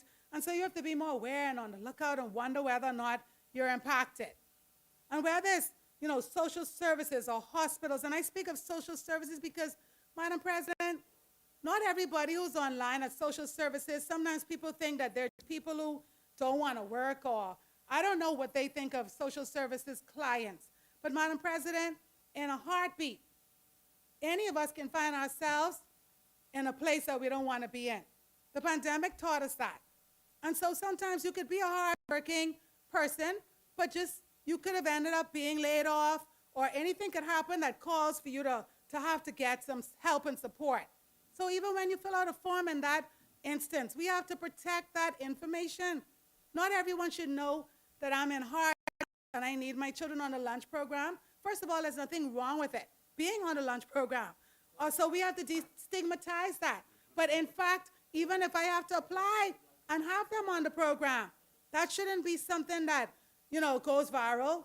So we have to protect data. Same with hospitals. People are, in hospital, or they go and access medical care. And we sometimes speak, and it's true, and it's good politics. Sometimes we speak about politicians who choose to access care outside of country. But perhaps in such a small community, it's why people might have certain preferences, because you don't want your information to be out there. And so it's important to protect people's data and for there to be clear consequences and for it to be an independent process. Madam President, in terms of data, when we have a strong reputation for data, protection. It's a good thing for our country. It strengthens tourism, investment, and even e-government adoption, because people, wherever they are, know that if they put information in the system in our jurisdiction, they don't have to be concerned about where it will go or what will happen to it. And so it's important for us, like I said, to practicalize legislation to make sure it's enforced once it's passed. So it's important for us to always only collect what is necessary. Sometimes some of the information required, whether it's by financial services institutions, hospitals, everything, like just get the information you need in order to complete the transaction. If you don't need to know what the client or patient had for breakfast, or what their favorite color is, or what their blood type is, do not collect the data. Just collect the data that is necessary. Minimize what data is collected. Consider in general, okay, what you're doing, business owners. If somebody puts in a PIN, they don't need to put their signature. If you don't need their ID, you don't, because first of all, the labor cost, sometimes you're not even going to go look at the bottom of the heap for that $55 receipt anyway to see the person's driver's license number, and if they present a driver's license and pull up the camera. So why even collect the data, okay? Like I said, even though we may not be looking at it, consider at food counters, do you really need to have the person recall their whole number in order to get their order? When it comes to files, you have to lock them. You have to spend money to put the various protections in place. And you have to limit access. Because just because a particular institution has data doesn't mean that everybody in the institution should have access to that data, Madam President, because that data should be really and truly, it should be kept only for a small few of persons to really have access to that data, Madam President. And so we have to train our colleagues, our staff, our employees. We have to train people so they understand. And encryption is a thing, Madam President. We need businesses and everyone to know that. So even when you collect the data, the biometric data, you have to encrypt it. You also have to have explicit consent from people, okay? Do not take it for granted and just take their data, because you could, like on the camera, someone come into your store, whatever, you may be able to just get biometric data, just their faces. But you cannot do it without explicit content. And the resale of information has to be banned, Madam President, and that's for all of us. Especially whatever date it is. You know, election season coming up, perhaps people might come and offer you some mobile numbers or contacts, or they might have access to send out emails to people in your potential constituency. But you have to ask, do these people know where this data, that you have this data? Did they give you permission? Did they agree to accept political? We have to be aware, even as leaders, about data and how we interact with data, Madam President. And so we have to push for like data hygiene and really be serious about education, about, you know, a national commitment to really like explaining to people and equipping our citizens. And I do want to commend, you know, the recent partnership between the University of the Bahamas and some other institutions in terms of really teaching people about information technology and providing classes for persons to know how to interact, especially elderly people, with systems, with the digital world, because we are in a new world. You know, people would, especially our elderly, but just people in general, people click on links that you shouldn't click on. They open attachments you shouldn't attach. So we really have to really get people educated on data, on, you know, protection, on privacy, on everything to do with this new digital age, especially with AI and everything else. We have to not assume that people know, but we have to teach people, and so that's important. So, Madam President, as I've said, whether it's in financial services, it's the hospitals, you know, whether it's, like I said, the banks, insurance companies, whether it's the schools, or whether it's the restaurants, okay? The principle is the same, Madam President. We have to protect people's data. And we have to respect their dignity. We have to guard their trust, because they may not be thinking of it. I know my daughters, I have 2 teenagers at home, when they order a pizza and they give their phone number and their address, etc., they're not thinking about where that information is going. They just want their pepperoni pizza. But we have to be more mindful that this data is out there, that it's what we have, and that people have a duty to protect it, and we have to hold them accountable for that. So, Madam President, data protection is people protection. And people protection, of course, is nation building. And Madam President, like I said, all people, we have to build a Bahamas for all Bahamians. That's every single person in the Commonwealth, okay, regardless of their their abilities, regardless of their gender, regardless of their children. Madam President, we have to protect all persons, regardless of their HIV status. So we have to do our part to keep citizens and residents safe. And today is a fair step forward in that direction. And so, Madam President, I too would like to ask God for his continued blessing over the leaders of our Commonwealth. And that's all the leaders, Madam President, from the head of the police force to the Commodore of the Defense Force to the head of immigration and the Department of Corrections to the cabinet, to the lower house, to the upper house, Madam President, and to the judiciary and everyone in between, Madam President. I pray especially for our leader of the opposition, the Honorable Michael C. Pintard, and the entire team as we continue to prepare to govern our country not so long from now. And so, Madam President, I thank you for this opportunity to contribute to the Data Protection Bill 2025. And I thank God for the opportunity to be born in the Commonwealth of the Bahamas, because I recognize that out of 199 countries all around the world, God could have chosen anywhere to plant me in someone's womb. Because remember now, he knew me before I was formed in that womb. And I am fearfully and wonderfully made in his image and in his likeness. And he has a call on my life, which I will fulfill. But when he decided that he would send me to this earth, and he looked down, he saw 199 countries, Madam President. He chose to allow me, which I think is a privilege, Madam President, to be born in this beautiful archipelago in the Commonwealth of the Bahamas. And I thank him, Madam President, that in our country, regardless of our differences, we're still able to hold fair elections, safe elections, Madam President. There are people around the world who do not vote. There are candidates around the world who have been killed. There are all sorts of things that go on, and we take for granted that we can go to the poll, and we can row each other out all day. You know, we could say, oh, listen, Madam President, I heard so much nice jingles. They need to go to these high schools and teach these cheerleaders. You know, because I heard all sorts of stuff, and everyone was on time, and they had their pom-poms, and they were on beat. They were rhyming and everything. But, Madam President, no matter how tense it gets at the poll, no matter how much we differ, no matter how much we row, no matter how much we wear different colors, the reality is that we can go to the polls, and in private, we can embrace our entitlement to vote, one that we shouldn't take for granted, because the women's suffragists, they fought for it, okay? People fought for us without property to be able to vote, so we should embrace the opportunity and do not stay home, become an active part of the process. But I am grateful that I live in a country where we can vote, Madam President, without worrying about anything. And when the polls close, Madam President, and the ballots are counted, you know, they might not be counted, and there might not be enough for us, Madam President, as we had hoped that there would be enough for us. But no matter who gets the majority of counts when the ballots are counted, at the end of the day, we can still get home safely.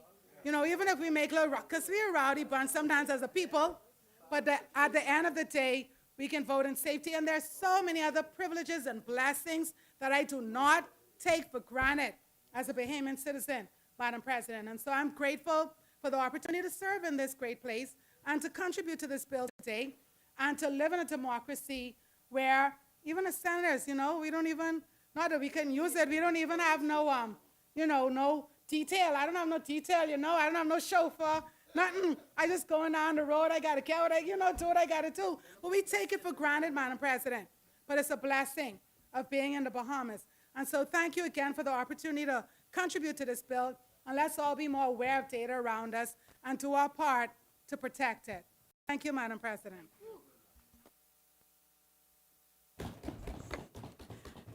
Thank you, Senator Your Honorable Maxine Seymour Asmeni. The chair recognizes Senator Your Honorable Dr. Euresia Hepburn Forbes. You have the floor. Madam President, I didn't know if you were supposed to pass around the collection plate at the last couple paragraphs for Senator Seymour. Yeah. I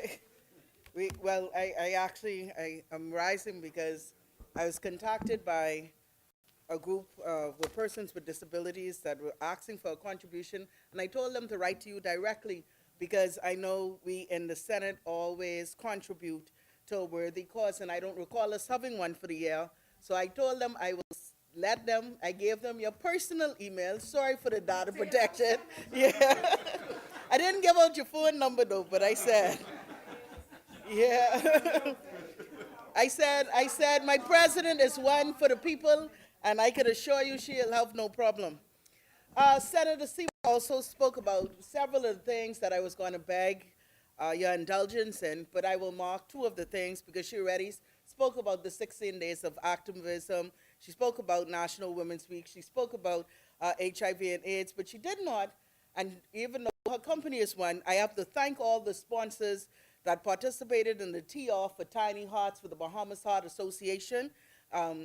Everybody around here knows that that is a cause near and dear to my heart. And I also would like to, and of course, you know, make sure that the Senate know that the Esther Ball Network is coming up this Friday, and it's going to be under the patronage of our president, Ms. J. Lachelle Adderley. Our keynote speaker is Honorable Glennis Hannah Martin, and the ball will be held at 7 p.m. at Bahamas. So they still have tickets, I'm told. They sent me a message before I stood up to remind everybody, and tickets are $250. The cause is for women empowerment, and right now I know they are, let me read exactly what they said. They'll be hosting at-risk teenage girls from various urban areas of New Providence as a part of this, because women of purpose walking into destiny. So I encourage you, if you can, to please come out to the Esther Ball and be a part of that.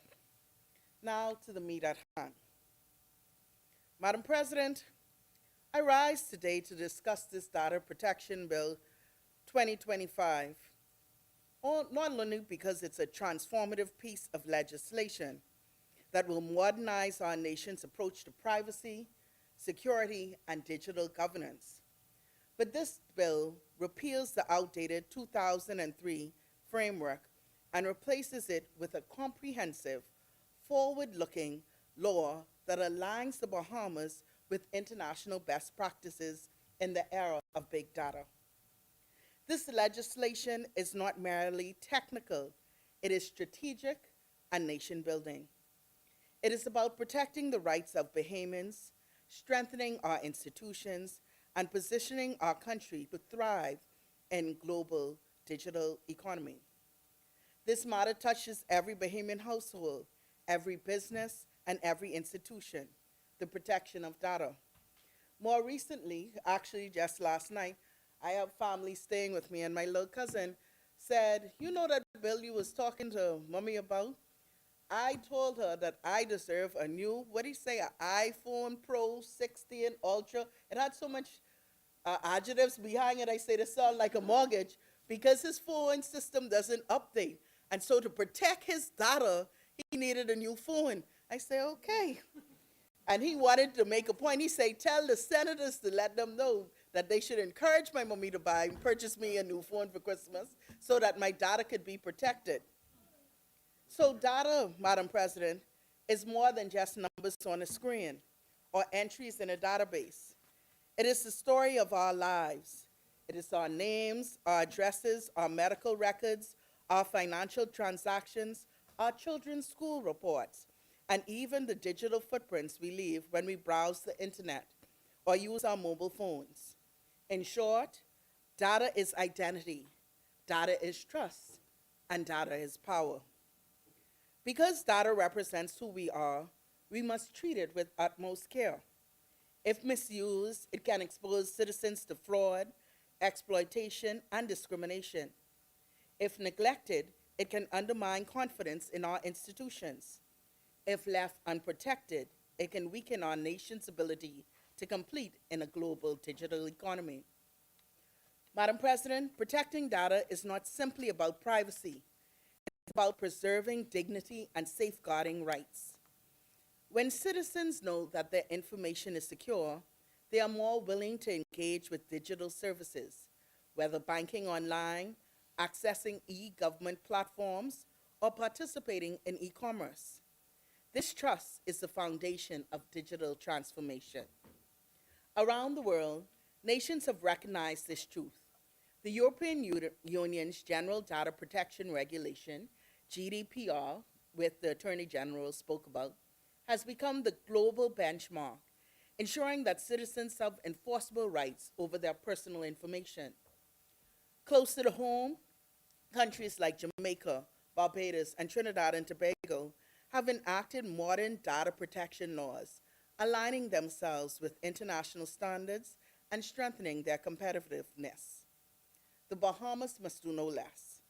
By protecting data, we protect our people, we protect our economy, we protect our democracy. Strong data protection laws will attract investment, enable cross-border trade, and ensure that Bahamian businesses can participate fully in a global digital marketplace. Madam President, data is the new currency of the 21st century. Just as we safeguard our financial systems, our borders, and our natural resources, so too we must safeguard the information that defines us as individuals and as a nation. Madam President, the benefits for the Bahamas in this bill is numerous. First, the bill empowers citizens by granting them greater control over their personal information. In today's digital world, data is as valuable as currency. By ensuring fairness, transparency, and accountability in how data is collected and processed, we safeguard the dignity and privacy of every Bahamian. This bill classifies health and biometric data as sensitive personal data, requiring stricter safeguards. This is particularly important for women's health records, reproductive care, information, and gender-related data, ensuring that they cannot be misused or disclosed without consent.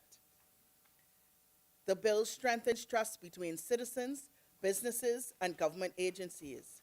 When people know their data is secure, they are more willing to engage in a digital service.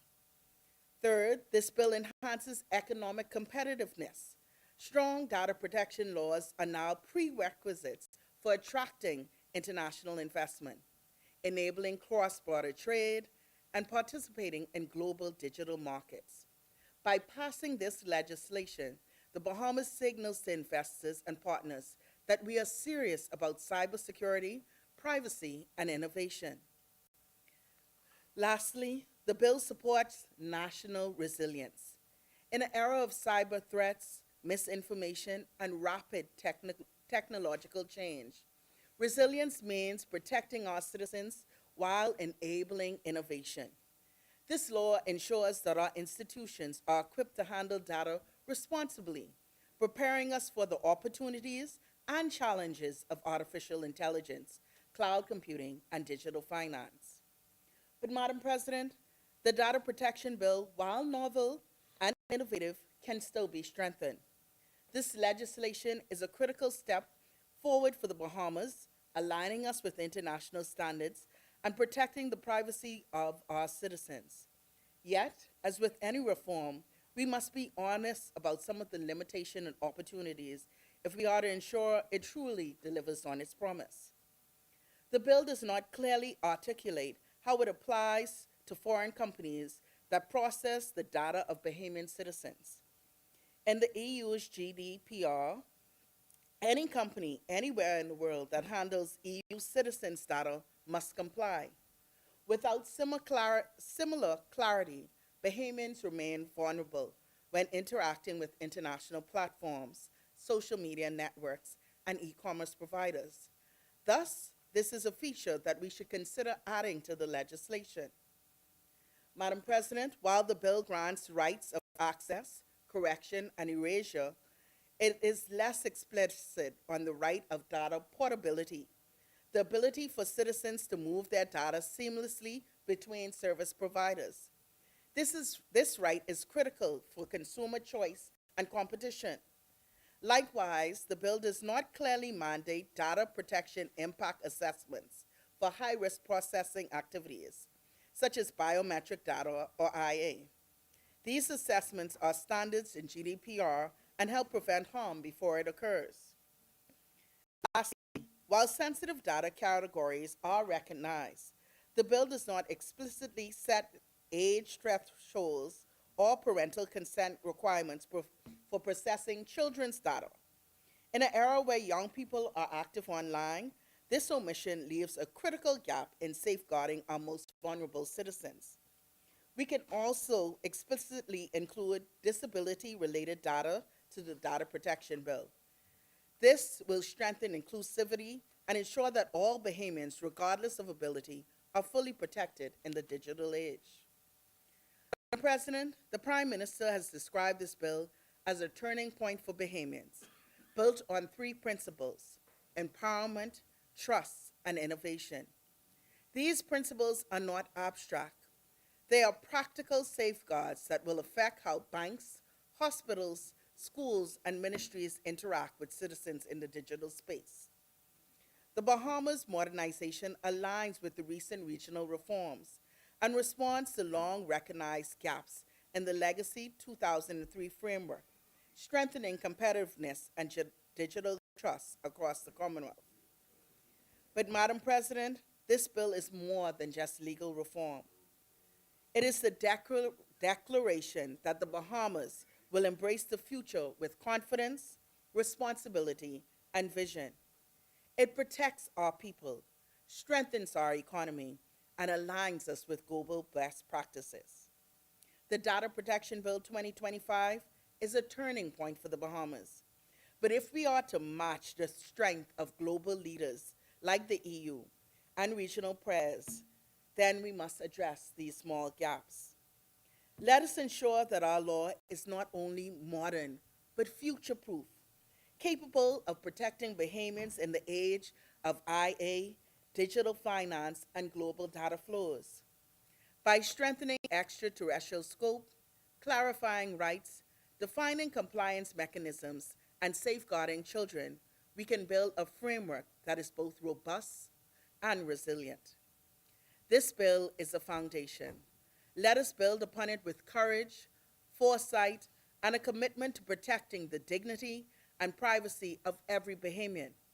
Let us affirm our commitment to safeguarding the rights of Bahamians, strengthening our institutions, and positioning our nation as a leader in the digital era. In closing, let us affirm that the data protection is people protection. It is about ensuring that Bahamians can embrace the digital age with confidence, knowing that their rights, our privacy, and the future are secure. Madam President, may God bless you, and may God bless the Commonwealth of the Bahamas.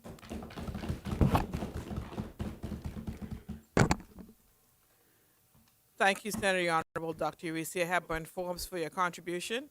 As many,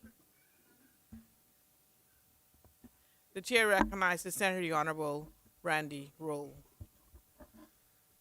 Thank you very much, Madam President. Pleasant good afternoon, all. Before I get started, Madam President, with your leave, just got 2 points. First of all, I want to take this opportunity to congratulate a former colleague, Senator Darren Pistock, on his amazing win in the Golden Isles constituency, and I wish to assure the people of Golden Isles that, you have a man of action who has pledged to do all he can to ensure that he does the best that he can for the people of Golden Isles. And so I wish to congratulate him, join my colleagues and congratulate him. Madam President, also, right before I get started, this coming Thursday, the 4th of December, will mark the 3-year mark from I lost my earthly God, Madam President.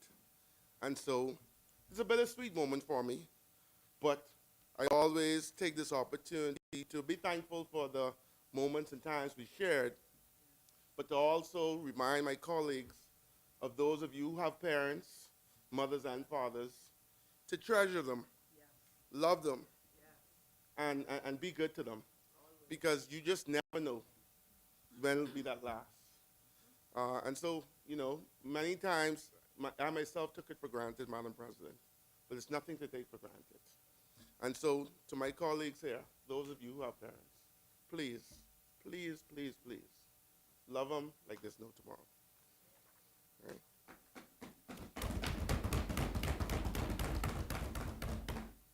Want to start by, Madam President, wishing everyone happy holiday season. Today I rise with a great sense of pride, Madam President, and purpose, and hope as we debate this Data Protection Bill 2025.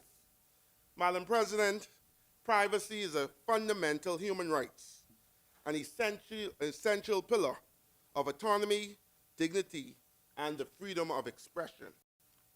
These rights, Madam President, enshrined in our Constitution and protected under the International Convention. But the world continues to evolve rapidly. The internet, Madam President, is only about 50 years old.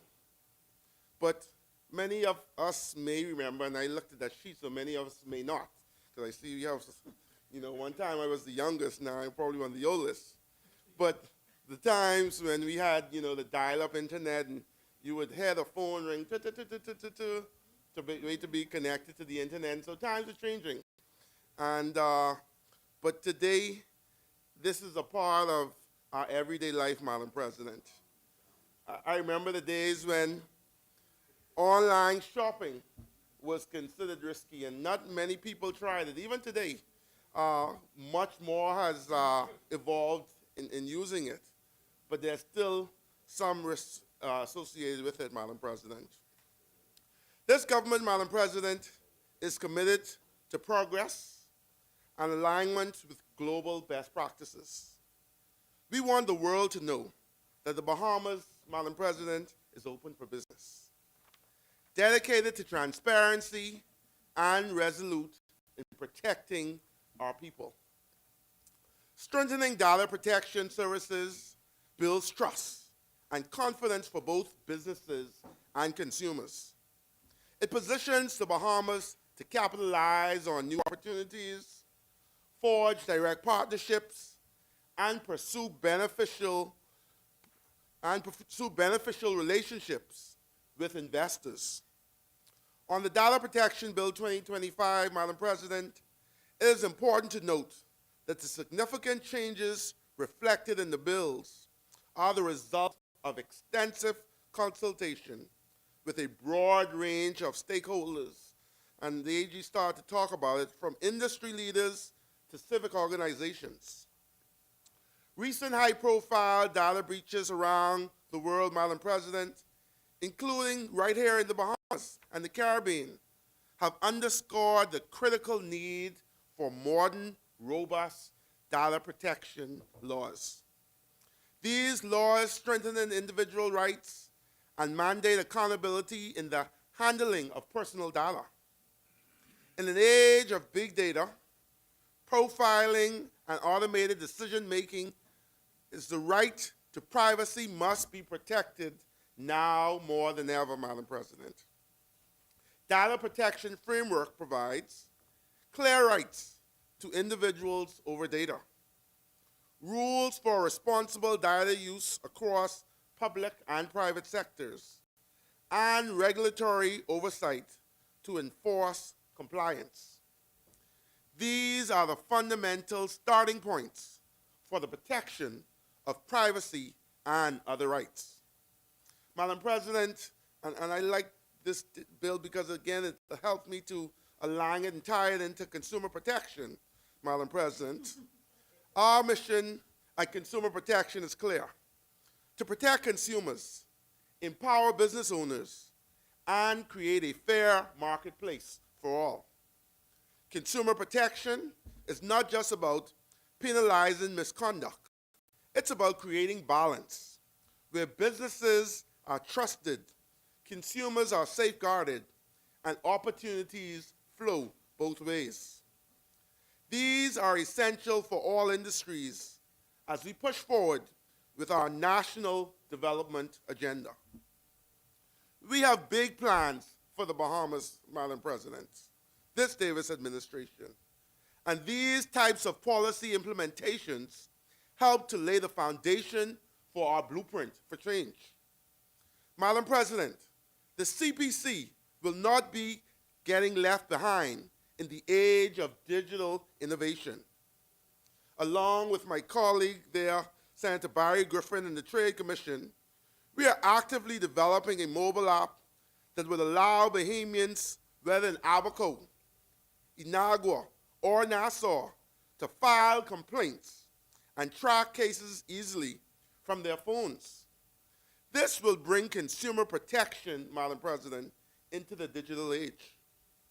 Additionally, we are designing a vendor verification system modeled after international best practices used by platforms such as Alibaba and Shine. This system will allow consumers to check vendors' credibility before making purchases, review vendors' performances and accountability, and support agencies like the CPC by improving record keeping and dispute resolution. This initiative, Madam President, aims to strengthening online and cross-border commerce, especially as more Bahamian businesses import goods directly from global suppliers. It will create a trusted digital marketplace aligned with international standards while serving local needs. With more Bahamian businesses importing from overseas, vendors like China, Africa, and other global trade markets partners, the CPC wants to ensure that these relationships are secure from the start. This verification system will also help to safeguard merchants and consumers alike. Madam President, this bill, along with supporting policy initiatives, is key to the country's continued expansions. As commerce grows, we must ensure that personal information collected, stored, or shared is protected by modern data governance structures. Privacy, Madam President, is not just a standalone right. It reinforces other rights that depend on personal data security. Maintaining public trust in online services is also an integral part to our growth. Madam President, this bill, among other functions, introduces safeguards and judicial oversight where appropriate, requires contractual governance between data controllers and processors, ensure data transfers outside the Bahamas meet protection standards equal to or greater than the current requirements.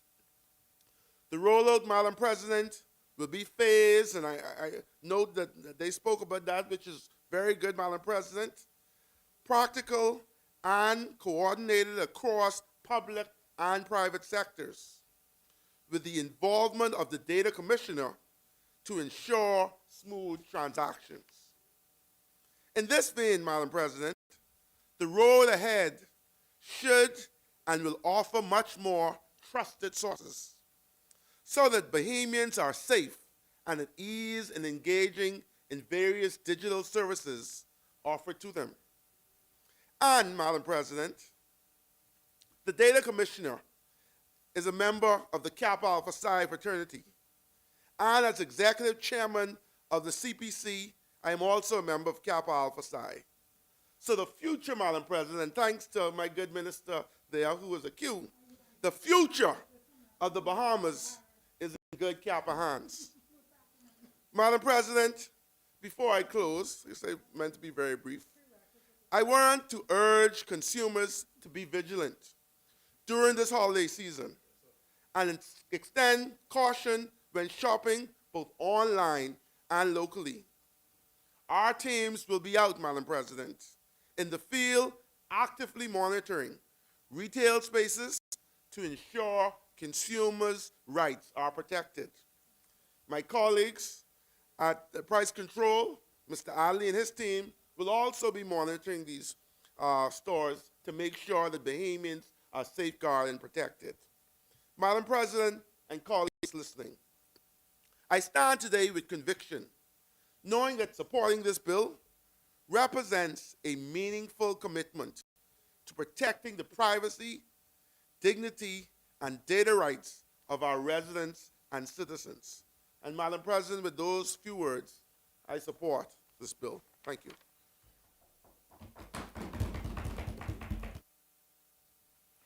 Thank you, Senator Honorable Randy Rowe, for your contribution.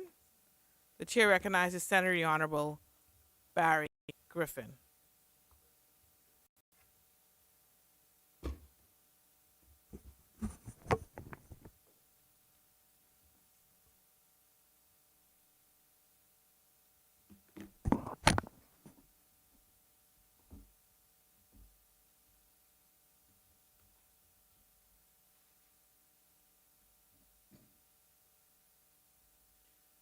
Good afternoon, Madam President.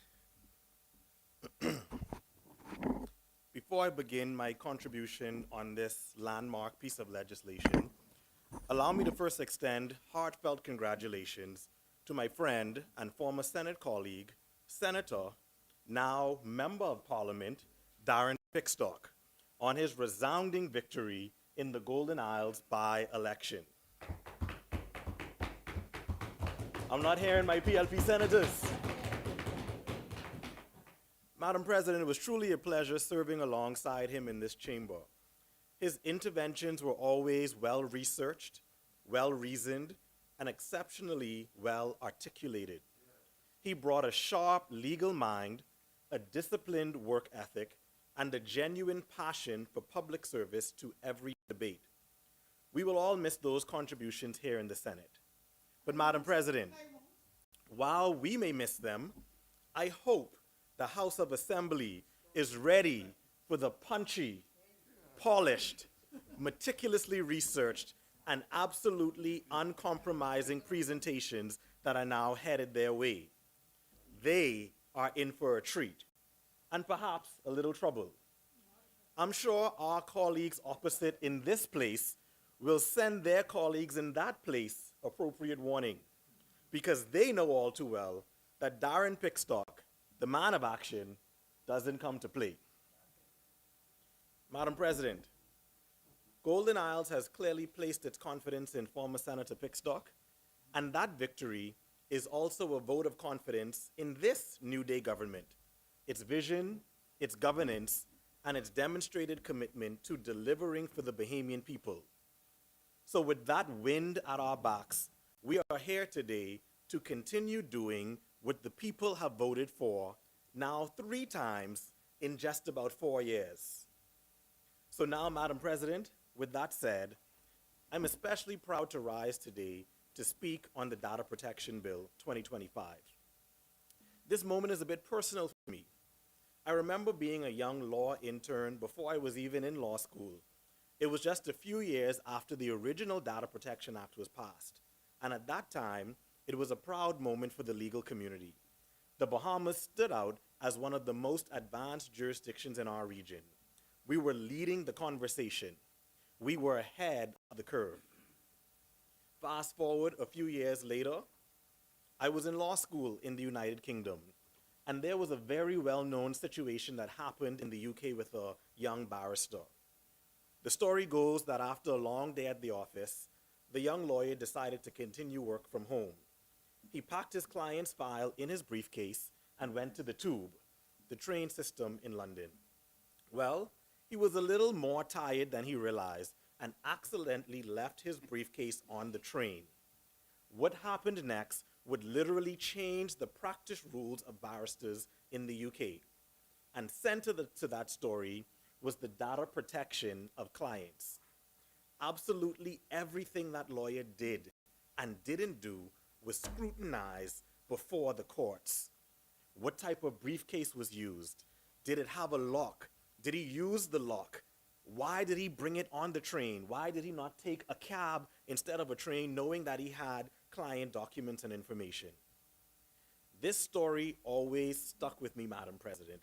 And like I said, center was data protection. So now years later, as a young lawyer in a small firm here in Nassau, I recall assisting with updating our firm's internal policies to align with the new GDPR rules coming out of the European Union. Even then, it was clear that the world was changing rapidly and that data protection was becoming the backbone of modern trade, business, and international cooperation. And then, Madam President, interestingly enough, years later after that, now as a senator, I received a call from one of our country's overseas diplomatic representatives. They were in an international forum where privacy, data protection, cross-border business, and global trade were being discussed. And they asked me, what is the state of the Bahamas' data protection laws? Now, this is over 20 years since I initially came in contact with the Bahamas Data Protection Act. So, Madam President, that conversation was not such a proud one, because by then, our legislation, now over 20 years old, was no longer a regional leader. It was outdated, and it did not match the new realities of a digital world, global commerce, of AI, cybersecurity, or of a modern financial and trade system. But there was one glimmer of hope. I was able to share proudly on that phone call that this government was already reviewing the legislation and that a modern, world-class data protection framework was coming. And so today, as an attorney, as a senator, and as chairman of the Bahamas Trade Commission, I am deeply proud to stand here and contribute to this bill and to play a role in the modernization of one of the most consequential laws of this era. Today, we are not just updating legislation. We are reclaiming leadership in the region. We are strengthening our competitiveness, and we are building the legal infrastructure for a new economy. Madam President, I proudly rise today in full support of the Data Protection Bill 2025. This legislation marks not just another update of our laws, but a decisive turning point for the Bahamas as we chart a future anchored in digital innovation, global trade, and opportunity for all Bahamians. In an age where data flows travel across continents at the speed of light, this bill is foundational to our national ambition to become a leading business and trade hub in the Caribbean and beyond. The law we currently rely on was passed more than 2 decades ago, at a time when the internet was new, smartphone penetration was negligible, cloud storage was unknown, and there was no meaningful concept of big data. Today, Bahamians, individuals, businesses, entrepreneurs, we all rely on digital platforms every single day for banking, for commerce, for social interaction, for communication, for education, for trade, financial services. Madam President, the world has changed, and our legal framework must evolve with it. This bill replaces the outdated law with a modern, forward-looking framework that reflects the realities of 2025 and beyond. As the Prime Minister said, this bill is built on 3 core ideas: empowerment, trust, and innovation. Empowerment, giving every resident greater control over their personal information, the right to know, to correct, to request, and to object to harmful use. Trust, establishing clear, transparent obligations for any entity, private or public, that collects, stores, or processes data. And innovation, providing clarity and legal certainty so companies, startups, fintechs, and tech-enabled ventures can build, scale, and operate with confidence in and from within the Bahamas. For our national trade and business agenda, this is transformative. In the global economy, data is one of the most valuable assets. Nations that master the responsible and lawful use of data while protecting privacy secure a competitive advantage. By implementing modern data protection standards, the Bahamas sends a signal to the world. We are open for business, responsibly, securely, and transparently. This will help attract international companies seeking a reliable jurisdiction for fintech, e-commerce, and digital services. Outsourcing and data processing centers that require strong data governance frameworks to meet global compliance standards, and also investors looking for stable, well-regulated environments to support technology, services trade, and data-driven enterprises. In short, this bill becomes a pillar of our broader strategy to position the Bahamas as a global hub for trade, finance, and business services. It lays the legal and regulatory infrastructure upon which 21st century commerce depends. Madam President, for the young people of our country, the entrepreneurs, the future business leaders, the innovators, this bill is a door opening wide. It gives small businesses, startups, and one-person operations the same protection and clarity as any large firm. Data handling obligations apply equally, giving micro-enterprises a level playing field.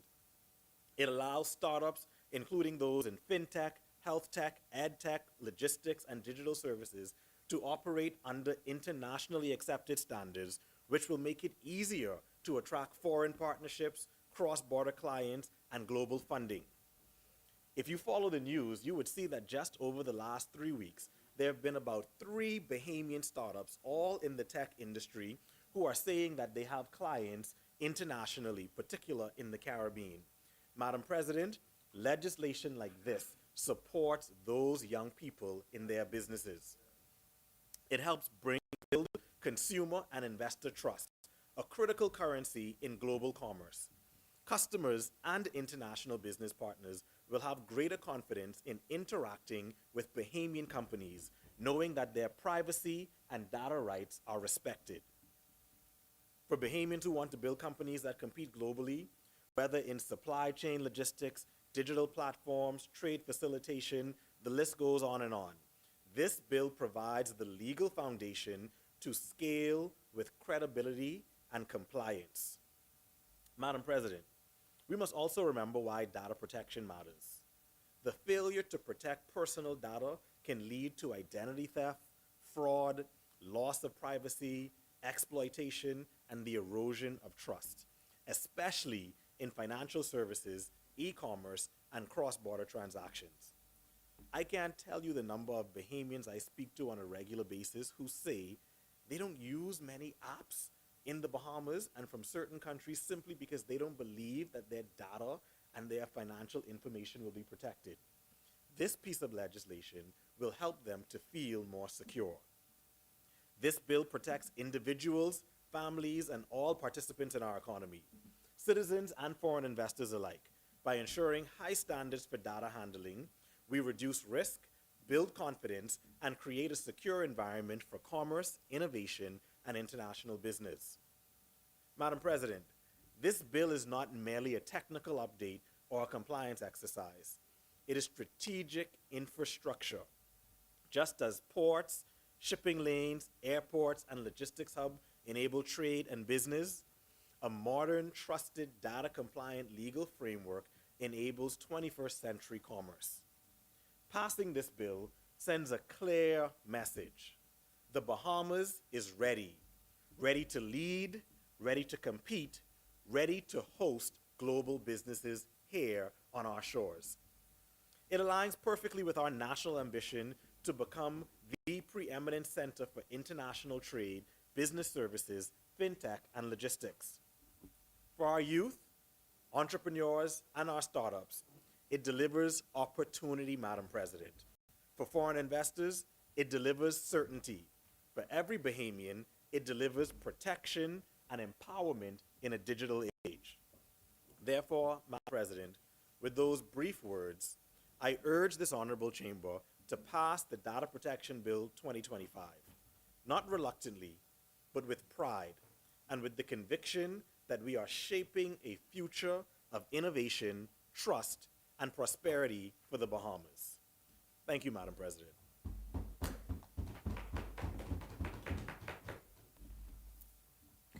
Thank you, Senator Honorable Barry Griffin, for your contribution. As many, the chair recognizes Senator Honorable Darren Henfield. Good afternoon, Madam President. Thank you for your recognition. I'd like to join the chorus of my colleagues in congratulating the Member of Parliament-elect for Golden Isles, the Honorable Darren Pickstock, and to wish him Godspeed as he endeavors to work on behalf of the people of Golden Isles, as he has promised so faithfully and diligently to do. We wish him all of the best in his endeavors. I'd also like to take this opportunity to really congratulate my friend, Brian Brown, who worked very hard in Golden Isles, and I can attest to it because I worked alongside him as he knocked on doors, as he pounded the pavements, and as he did those things as all good candidates do in hopes of being elected. And to encourage Brian with these words by Margaret Thatcher, you may have to, and I quote, "You may have to fight a battle more than once to win it." And so, my brother, keep fighting. I am almost certain that the voters of Golden Isles, when they come out on the next occasion, they will consider you favorably. And I also want to join my colleague who indicated that voters need to be verified and transferred because it is necessary if they are going to participate in our democratic electoral process, which is a wonderful opportunity for them to voice their views, to share with people who want to represent them what they think ought to happen in their constituencies and in their lives. It is important to participate in these electoral processes. And you know, I knocked on a lot of doors in Golden Isles, as indicated. And many individuals said, you know, I've just moved here, I've not transferred. Quite a number said, you know, I'm not interested in a by-election. I want to wait for the big dance, then I will come out. I'm sure others from the other side heard this as well, you know. And for whatever reason, we have to find as politicians, as a country, as a people, a means of dealing with the level of apathy, voter apathy that we've seen in the last couple of iterations of elections in our country. Many people are simply not interested, and I concur with your view about the register, because I myself canvassed an area where I could not find on a list of individuals, I wouldn't call it the division, the polling division or area, I could not find some 62 persons. And I was like, this is impossible. Where are they? And so, you know, we're not here to criticize anybody who's trying to do their work in the parliamentary office, but there has to be some cleansing of the register. There has to be a more deliberate effort made to sanitize the register if we are going to have the means of determining who all is entitled to vote, who all ought not to vote, and who we should be talking to about voting. You know, it's not a means, it's not meant to be critical, but it's meant for us to have a good turnout, a good election, for us to know who we're working with and what we're up against. I also want to say to the people of South Beach, where we are ratified, it was a wonderful event that we had on last Thursday, where we gave out 150 Thanksgiving dinners to those that were the elderly and those that were shed in and could not come out, and those who generally found favor in a nice hot Thanksgiving meal. And we'd like to thank our corporate sponsor for assisting us in that regard. I'm not saying. No, I didn't cook. I didn't cook. No, I didn't cook. But the meal was good. The meal was very good, you know. A typical turkey, ham and potatoes and two meats. Right? It was a wonderful meal, and it was all very much appreciated. You know, Madam President, this bill is a huge bill, right? It includes 99 clauses and 2 schedules. It is a substantial piece of legislation. But we believe the data, in this current dispensation is what is the new fuel. It's what will drive economies. And Senator Roll from Consumer Affairs and also Senator Griffith came close. Well, they said it, If we appreciate what data does and how important it is to what we do in the economy and all across the country, we're better able to make good decisions.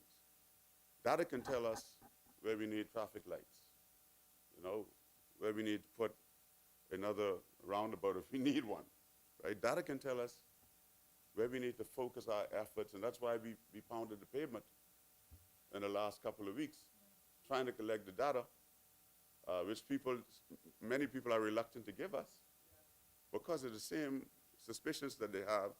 Some ask you, what are you doing with my data? And your response typically is, well, we're just trying to confirm you're on the register, and if you're coming to vote, and if there are any concerns that you may wish to share with us as we seek to gather this information. And so people are very guarded about how they give their data or who they give their data to, because it is a very valuable commodity, which must be protected from those who wish to profit from it without your approval.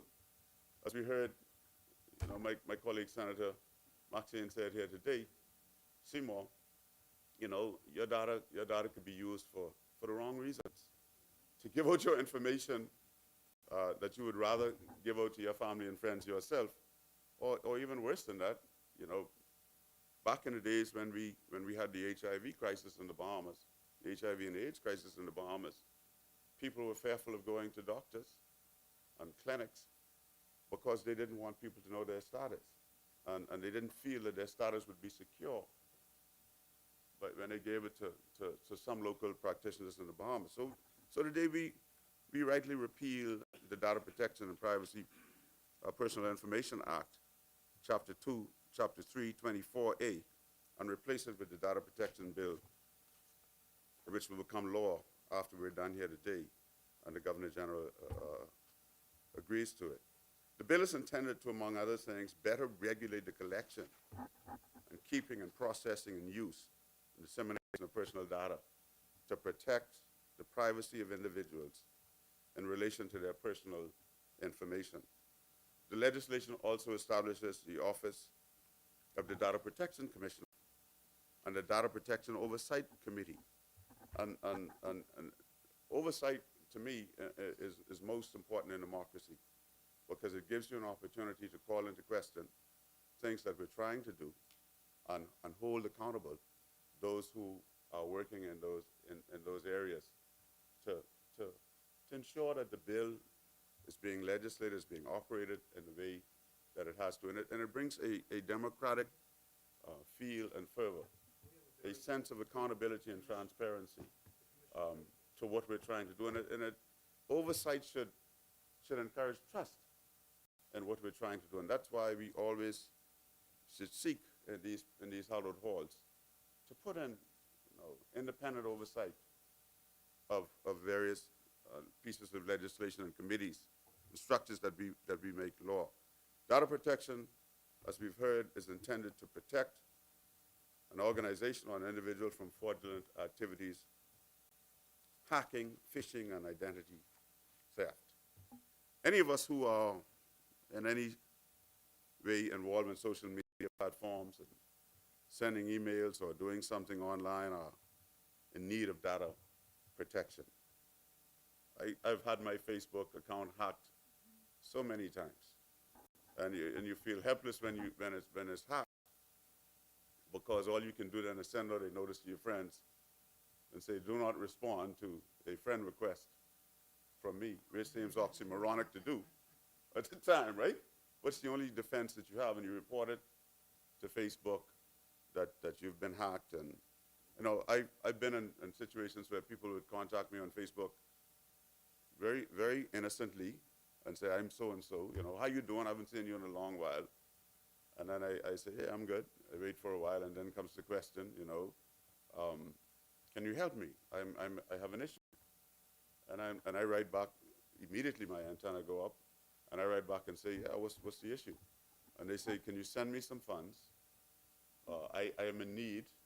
I have this emergency that I need to attend to. And I've come to the place now where I simply write back, hacker, I will report you. No more long talk. It's just hacker, I will report you. I get, and even WhatsApp messages that come when your colleagues and friends' phones are hacked, where people, I saw one of his senior police officers the other day, and I'm having a conversation with him. And then he says to me, my daughter is, this person, whoever it is, could be AI, I don't know. Says to me, my daughter is in hospital and needs an emergency assistance, and I need help. And I immediately wrote back someone who knew him and said, what's going on with this? And they said, he's been hacked. And so we have to be very careful, especially, I believe, the elders in our community who sometimes fall prey to hackers. And these hackers are not localized. They can be all over the world with the money, with the ability to make money transfers. They can be anywhere in the world, and you sending them your money, and you get caught up in these phishing schemes and what have you, pyramid schemes or whatever they are. And before you know it, you watch 60 Minutes and stories like, you see them all the time, where some elder citizen was taking advantage of all of their Social Security, all of their savings are gone, simply because they didn't take the time to ask someone to verify this for me. Look at this for me before I get into this. And I have a habit. I'm very reluctant to transfer money to people, if it's not a bona fide business. Even if I'm on Yahoo or an email site, and somebody says, verify your account. Man, I don't do that. I don't, because I don't know. You got to shut me down. Shut me down first, and then I'm going to come back and verify and ask why you shut me down. But it's you, and it looks so real, and you have to look at it for a trademark symbol very carefully to appreciate that this is not a genuine request from a genuine company that you do business with. And they're so good at it nowadays, and you give them your information, and before long, they're into, that's me already? No. Thank you. Thank you. Before you know it, they're into all of your accounts. They're into all of your passwords, and they're hacking and doing the rest of those bad things in your accounts. Oh, I promise, Madam President, I won't be long. So in short, anyone operating in cyberspace, for whatever reason, is susceptible to data theft and unwanted incursions by bad actors in that space.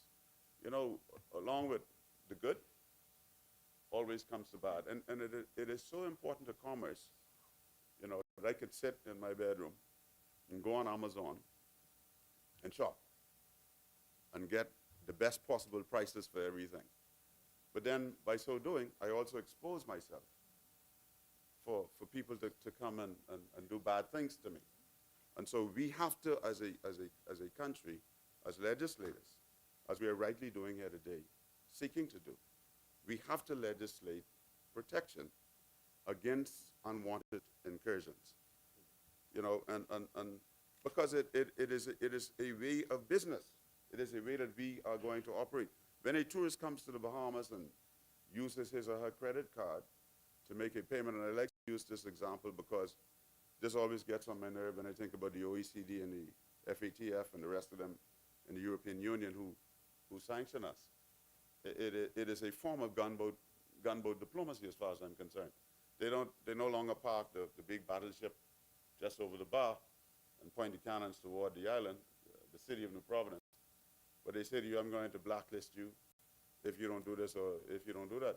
And that is threatening our correspondent banking institution, right? So if tourism that we depend on, if they don't feel that they can operate safely without cyber theft or cyber incursions within our space, then we are in jeopardy, our economy is in jeopardy, and the lifestyle that our people have become used to living is in jeopardy. So we gotta make sure this is tight. We gotta make sure this is right. Experts in the field suggest that the key elements of data protection are confidentiality, integrity, and availability. So you gotta be confidential with the information that you gather from people. You have to protect that information. And there has to be integrity in the way that you deal with that information. The information we share during a simple transaction becomes susceptible to being stolen by data thieves who seek to get a hold of our names, our addresses, our emails, our phone numbers, and our health information, personal preferences, and much more. You know, you do a simple Google search, right? And all of a sudden you start seeing showing up in your feeds red sneakers, right? Red sneakers or dry fit shirts. You see them in mine, right? Or dry fit shirts, right? Because, you know, the systems are connected in a way that you know, allows them to see what you're doing.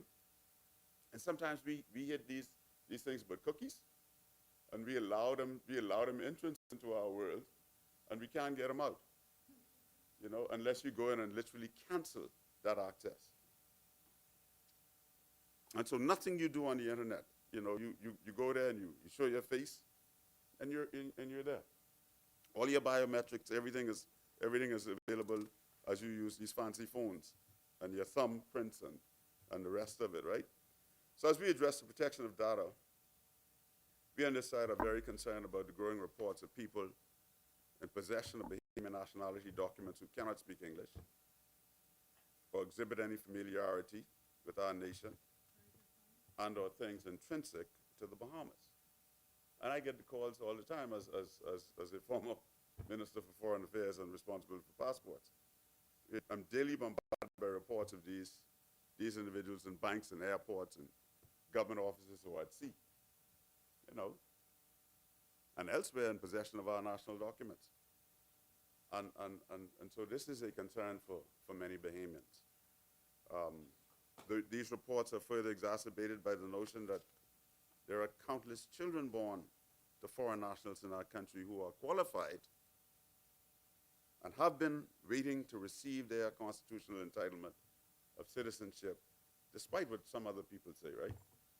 They are entitled to citizenship, that's our Constitution. And for some reason or the other, cannot achieve this goal. Imagine how they feel. You know, I served in Haiti for 6 months doing peacekeeping. And I have some familiarity with the country.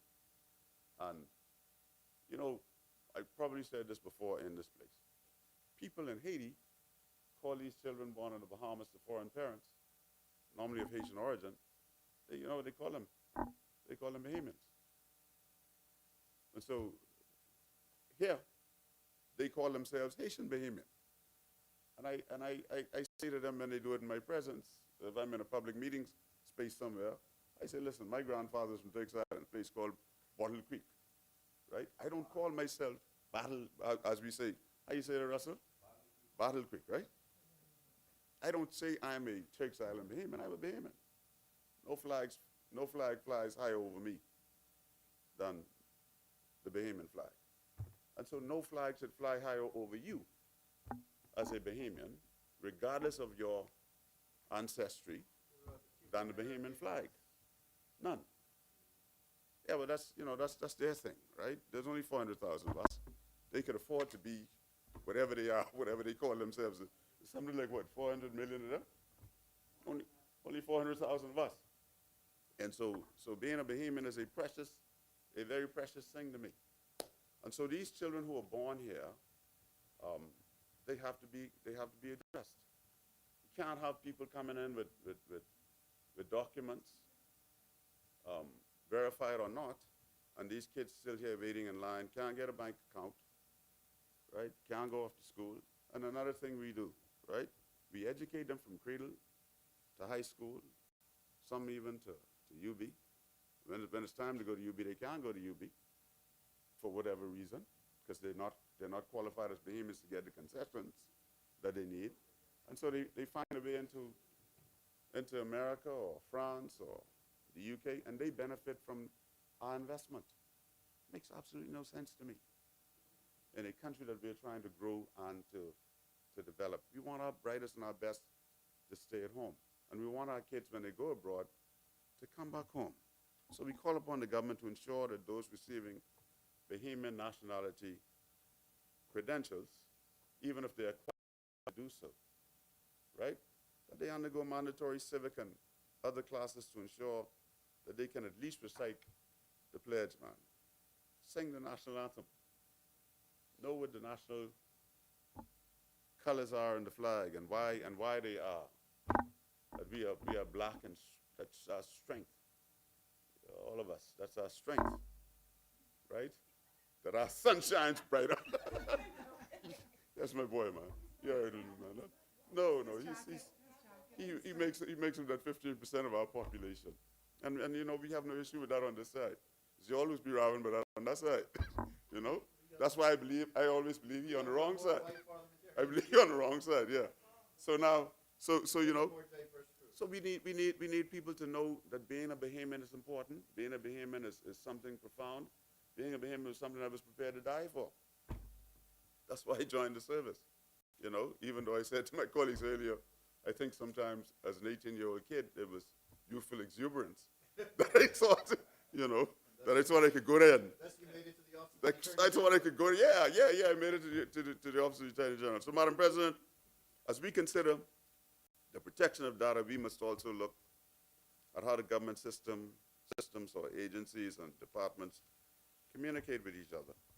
I still contend that there is no reason why an individual should be able to get a nationality certificate from the Department of Immigration, go down to the passport office, and apply for a passport without those agencies speaking to each other in a digital way, right? There's no reason why I should have to be, and my colleague Kwesi Thompson, this is always his pet peeve, and I agree with him. There's no reason why I should have to be required to produce so many different documents, all of my documents in so many different government departments or agencies. We have to have the system speaking to each other, and in that way I believe we could mitigate, not completely avoid, because if someone wants to be fraudulent, it is going to be very difficult to completely avoid it, because they sit around all day, all night, 24/7, thinking about how to corrupt the system. And so we have to constantly be on the cutting edge of becoming better to stop them breaking our system, right? And so these systems need to be speaking to each other, the passport office, the registrar's office, the hospital, the schools. They need to be speaking. No, there's no way in the 21st century I'm walking down to the passport office with a certificate from immigration and saying, look, if this still pertains, I'm not sure that it does. Look, here's my nationality certification. I'm qualified to get a passport. You know, that should be communicated in a separate space, more confidential in that, even if it's just a list that is promulgated between these various departments through your data protection processes. Yes. And I would love to see that happening. They have to consent. Yes. Yeah. No, but I agree completely with the point. It's just like the consent that you have to give now with your passport information in order to get the new voter's card that we're trying to do. It's the same principle. And so when I consent, that means that I take the burden off of myself of having to produce the same documents to these various agencies. You know, I want your passport. I want your mother's birth certificate, your grandmother's birth certificate, right? Oh, God have mercy on us, right? And so we should be able to get these nationality certificates from immigration, go down to the passport office and do it differently than the way that we're doing it. I'm advised that we can at least begin to address these issues that enhance the opportunity for fraud by the use of government documents, causing there to be more interagency transfer agreements. And so with agencies agreeing, NIB agreeing, immigration agreeing with each other, that this is the way we're going to do it. I think we can make tremendous progress in this regard. As I've said previously, an integrated electronic system that could screen passport applications in relation to records at the Registrar General's Office, the Department of Immigration, National Insurance Board, the Ministry of Education, and a myriad government agencies would go a long way in reducing the possibility of such fraud, as recently seen in the Bahamian passport office. And we have people in court, right?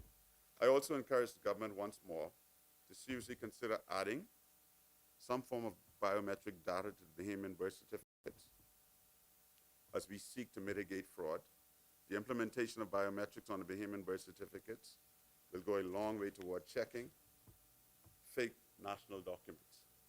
Madam President, as I wrap up, permit me to share that during our consultations with experts in the arena of data protection, we were advised that any of our government's data is stored, if any of our government's data is stored outside of the Bahamas, and particularly in the United States, that data is accessible by the National Security Complex of America under the country's Cloud Act of 2018.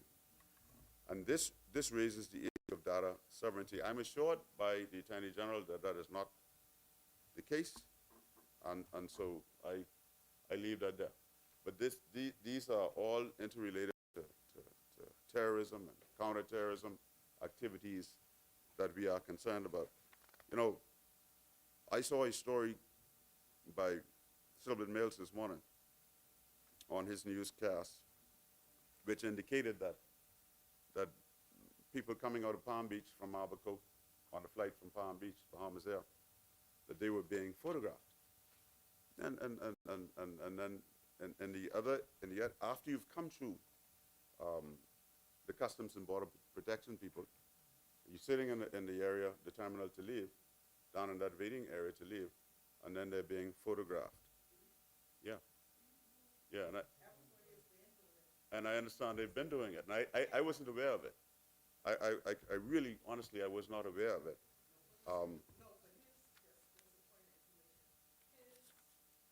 You want to get up? You get up, Mauricio? Was because they were using a phone. When you normally, the airline has a screen and they take the picture to let you on. I think his concern was that somebody was walking around in uniforms and didn't identify themselves and were just taking pictures. That's where I think his concerns come in. Because when you board in the plane now, for the past, I think, year or two, if they no longer, like the AG said, check your boarding pass, they actually just, you take a picture, you stand in front and go on. Okay. But I think it was different in a sense that you've already gone through the customs and the airline people for departure, right? And you're sitting in the terminal to leave, to board the plane. And then people walking around, you assume that they're government officials because the witness that he had on his broadcast, on his newscast, he said that they were not dressed in military fatigue, but they looked as if they were officials with sidearms, and they were around taking pictures. And I asked him to send me what supported this, and he sent me a note which said that the U.S. Department, I read this note, that the U.S. Department of Homeland Security has finalized a rule requiring non-U.S. citizens to provide biometric data upon departure, effective December 26, 2025. This rule mandates the collection of facial images and/or fingerprints for all non-citizens, including tourists, visa holders, and lawful permanent residents, and removes previous exemptions for certain age groups. The data will be compared to entry records to verify identify imposters, and detect visa overstays. And so maybe with their new policies as relates to the aggression that we see in the area of immigration and illegal immigration in the United States of America, they have added this second layer of security to ensure that if you come to the United States to spend 6 weeks, you spend your 6 weeks and you leave. And with the ability of AI and facial recognition now, it's very easy for me to take your picture, upload it into a system, and I say, well, okay, this is not Brother Russell, right? This is Brother Roll, it's somebody else. criminal in our country. And you know, perhaps it's something we need to look at too. And with those few words, Madam President, I thank you and I rest. Thank you, Senator Honorable Darren Henfield, for your contribution. As many, the chair recognizes Senator Honorable Kirkland Russell.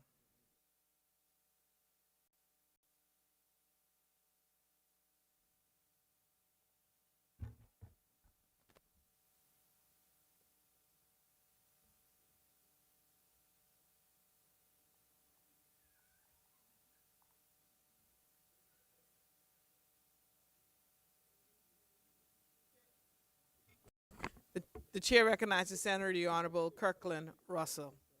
Madam Floor. President, colleagues, good afternoon. With your leave, Madam President, I wish to preface my contribution to the bill by taking a few minutes to congratulate our former colleague and newly elected MP for the constituency of Golden Isles, Mr. Darren Pickstock, MP-elect. And so, on behalf of my wife, Patrice, who was here with me for a few days on the ground, and myself, along with, along with my PL family in Grand Bahama, I wish to congratulate Mr. Darren Pickstock on his well-deserved victory. His dedication, sharp mind, and unwavering commitment to improving the lives of the Bahamian people will undoubtedly position him to serve his constituents and our nation with distinction. To the matter at hand. Madam President, honorable senators, I stand to support this Data Protection Bill 2025, a measure that repeals the 2003 Act and establishes a modern framework for the safeguarding of personal information of the personal information of Bahamians. This bill is not merely technical, it is transformational. Another step by this administration to move our country forward, upward, and onward together. At its core, the bill is built on three guiding principles. My colleague spoke about them. I'll speak about them a little differently. Empowerment, trust, and innovation. Madam President, let's take a quick look at empowerment. In accordance to the bill, personal data of an individual known as the data subject is processed lawfully only if it is processed based on those conditions outlined in Section 6 of the bill, which comprehensively covers the conditions for processing the personal data of a data subject. Namely, a data subject shall have the right to be informed of the processing of their personal data. They shall be made aware of the purpose for which it is processed and the recipients to whom it may be disclosed. Madam President, this ensures that every Bahamian has control over his or her information. Madam President, the second guiding principle I want to mention is trust. The fact of the matter is, this administration has always governed on the principle that the true measure of our laws and policies are not found in their passage in these houses alone, but in the trust they inspire among the Bahamian people. Trust that their government will always act with fairness, integrity, accountability, and with their best interests at heart. Madam President, Part 2 of the bill, Data Protection Principles, create the framework to ensure that the data controller, as well as the data processor, undertakes appropriate measures to comply with the highest standards and principles needed to foster trust among all and sundry.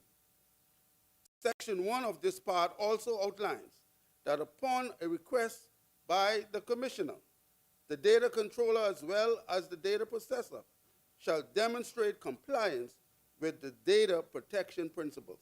Section 2 outlines that the data controller and data processor shall take responsible steps to ensure that their employees who have access to the personal data comply with the data protection principles set out in this part, especially confidentiality. And Section 3 outlines that a data controller or data processor who possesses personal data contrary to the data protection principle set out in this part commits an offense and is liable on summary conviction to a fine not exceeding $50,000 or a term of imprisonment not exceeding 3 years or both. There are 6 subclauses that sets out the foundational principle in relationship to the processing of personal data. Madam President, this bill seeks to ensure that data controllers, data processors, and their staff who handle people's personal data comply with the principles of fairness, transparency, lawfulness in the processing of personal data. This establishes accountability and integrity at the heart of digital governance. Madam President, my third guiding principle is innovation. The processing of personal data is intended to be carried out in a manner that supports economic development and the use of modern technologies while safeguarding the rights of every data subject. This balances protection with progress. Indeed, doors will be open for legal services, training providers, consultants, as well as IT and software developers. Madam President, I want to reiterate the fact that the bill we are debating strengthens conditions for consent. No personal data shall be processed unless the data subject, the individual, has given explicit consent or the processing is otherwise authorized by law. You will find that in Section 6. This provision ensures that Bahamians are not passive participants in the digital economy, but active decision makers. Additionally, the bill mandates responsibility for data controllers and processors. A data controller shall implement appropriate technical and organizational measures to protect personal data against unauthorized or unlawful processing, accidental loss, destruction, or damage. This is not optional. Section 10 makes it a fundamental duty. Madam President, honorable colleagues, this legislation is about building public confidence.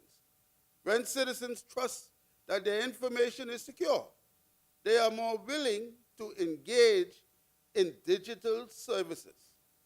As the Prime Minister noted when he tabled the bill, it is a turning point that will give Bahamians far greater control over their personal information in an increasingly digital world. This bill seeks to take the Bahamas beyond mere compliance. It is about digital rights. Just as our past generations fought for basic civil rights and freedoms, today we fight for the right to privacy, the right to security, and the right to personal dignity in this information age. Let's pass this bill with unity and vision, showing the Bahamian people that their leaders are prepared to safeguard their future, and in doing so, we affirm that the Bahamas will stand at the forefront of digital governance, protecting our people while embracing progress. Madam President, Before I take my seat, please allow me a few minutes to congratulate Prime Minister as well as the Minister of Labor and Public Service for the Herculean effort made on behalf of the public servants. Madam President, in an extraordinary move by this administration, more than 17,000 civil servants recently received their salary review adjustment. This fulfills the Prime Minister's commitment that the payment would be made before Christmas. The total amount of this payment is $20 million, and over the last 4 years, Mr. Alcides, Senator Alcides, this administration has provided over $60 million in salary adjustment for public officers. Outside of a union negotiated wage increase, Madam President, this salary review exercise is the first government initiative salary review exercise in over 20 years.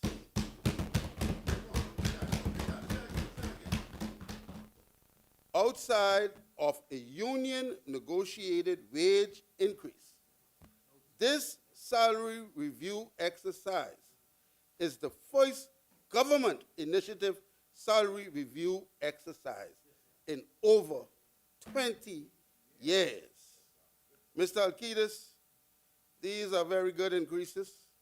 For example, an employee in the M6 scale who was making minimum wage in January 2022 would have experienced an increase in salary of 27.5%, of 27.5% since 2022 through wage adjustments. For trained teachers, the increase would be 19.8%. In addition, this is the largest increase of $1,400 would be equivalent to the largest annual increase given to trained teachers in any government based on the latest BUT's industrial agreement signed under this brave administration. Madam President, every officer in the public service is now in the new structure.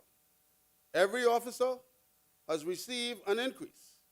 Every officer has received their retroactive amount owed. These improvements did not happen by chance. They were the result of steady work, responsible budgeting, and a commitment to fairness, and more so, a promise kept to the hard-working people of the Commonwealth of the Bahamas Public Service. Madam President, I am wearing my orange and black tie as well as my orange pin today in support of this government and all those who stand as a united voice against all forms of violence towards women and girls, declaring that dignity, safety, and respect must be the standard in every home, every community, on every job, and in every island of our country. Madam President, I can never forget baby girl Bella, who resided in my community with her great-grandparents, Mr. John Wheatley and Lady Mary Grant. May her soul and the soul of all women and girls who have lost their life to violence rest in peace. Madam President, I support this data protection bill. May God continue to bless this government, and may God continue to bless the Commonwealth of the Bahamas.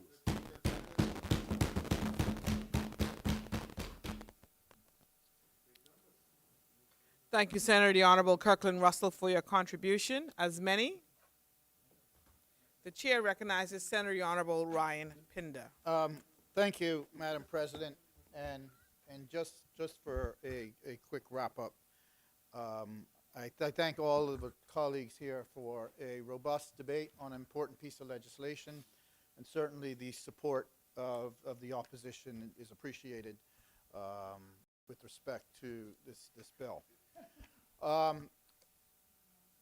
Senator Henfield spoke, Madam President, quite a bit related to effectively what I call online fraud, which yes, the examples that he was giving in his contribution address data and data protection and stealing data. But what it also addresses, and I just wanted to give him an update, is matters related to cybercrime. There's a lot, cybercrime is a little broader than the approach just on data. And the government of the Bahamas has kicked off a comprehensive review of cybercrime frameworks and regimes and legislation to ensure that we bring our criminal laws as well in parallel to this development and the development of technology to ensure that we have a proper cybercrime framework and regime. And so in the new year, certainly we can expect to see some cybercrime legislation coming to fruition to go hand in hand with these other types of modernization activities that we're doing in this place. And I just wanted to let the senator know, to anticipate that, because he did spend quite a bit of time on that. He also spent a little bit of time on political mischief and trying to link it to data with respect to some of the reports he's received, which are purely hearsay, about persons with Bahamian citizenship. I just want to clarify one thing. You know, citizenships, you know, come to cabinet, and cabinet reviews them, and cabinet does thorough reviews of the files. In those thorough reviews of the files that are presented to us by the Department of Immigration, so it's a proper procedure that's in place, there is an evaluation of the person's ability to speak English, the evaluation of the person's recognition of cultural significance of the Bahamas, whether that be being able to recite the pledge, the national anthem, or identifying the key symbols that are important in the jurisdiction. And all of that is included in the evaluation. So this gaslighting that the opposition continues to undertake for the purpose of riling up with unsubstantiated claims emotions of the Bahamian electorate is condemnable. It's condemnable. And it was certainly evidence in the by-election, which the repeatedly won, that these gaslighting activities, even from a rally stage without any proper facts or objective criteria to back up the claim, is a failing approach by the opposition. It is an approach that does not sit well with the Bahamian people. It is an approach that is irresponsible in how it's presented. And so I would, from my feet here, given that that rhetoric has made itself into this honorable place, condemn that type of activity. On that, I move, Madam President, for the second reading and adoption of the Data Protection Bill 2025. Thank you.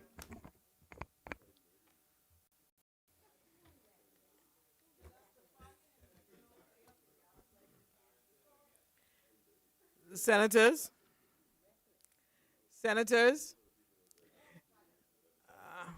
I'm about to put the question. The debate is finished. Thank you, Senators. Order.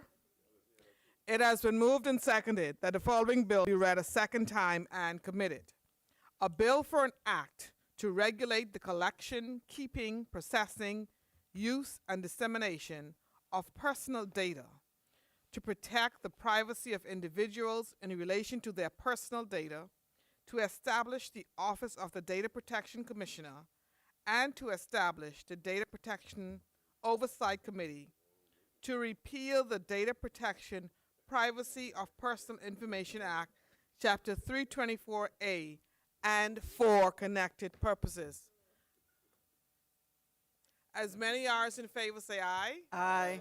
Those opposed say nay. The ayes have it. The motion is carried. Order the bill be read for a second time and committed.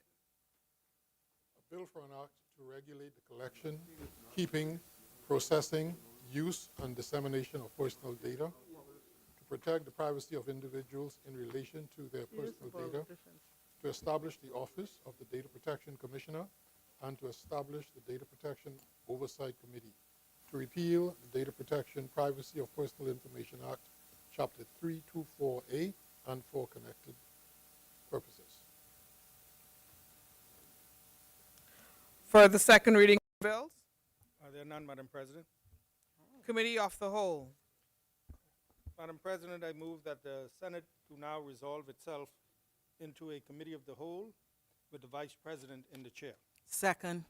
It has been moved and seconded that the Senate do now resolve itself into a Committee of the Whole, with the Vice President, the Chairman of the Committee of the Whole. As many as in favor say aye. Aye. Those opposed say nay. The motion is carried.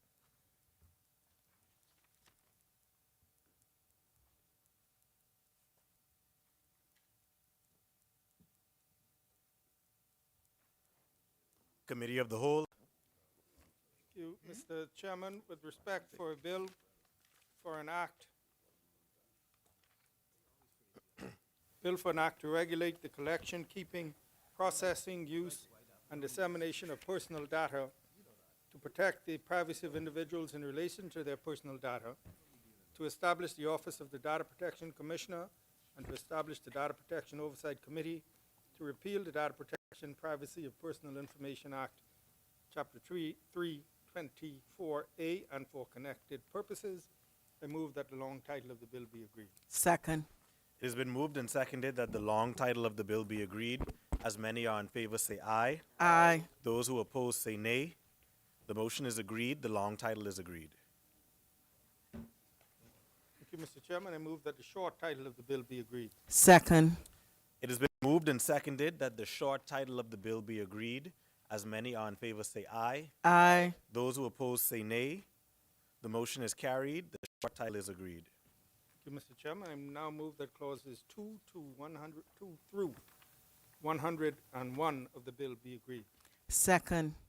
It has been moved and seconded that clauses 2 through 101 of the bill be agreed. As many are in favor say aye. Aye. Those who oppose say nay. The motion is agreed. Clauses 2 through 101 of the bill are agreed. Thank you, Mr. Chairman. I now move that the bill be agreed in its entirety, inclusive of the first and second schedules. Second. It has been moved and seconded that the bill be agreed in its entirety, inclusive of the first and second schedule. As many are in favor say aye. Aye. Those who oppose say nay. The motion is carried. The bill is agreed in its entirety, inclusive of the first and second schedule. Mr. Chairman, I now move that the Madam President do now take the chair. Second. It has been moved and seconded that Madam President do now take the chair. As many are in favor say aye. Aye. Those who oppose say nay. The motion is carried. Madam President will now take the chair.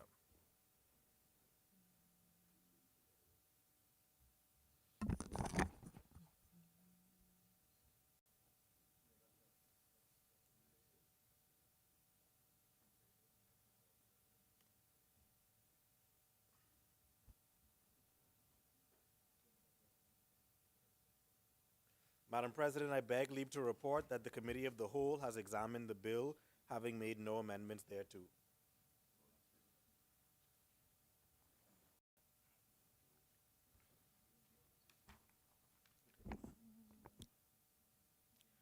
Honorable members, the Vice President and Chairman of the Committee of the Whole has reported that the committee has examined the bill, having made no amendments thereto.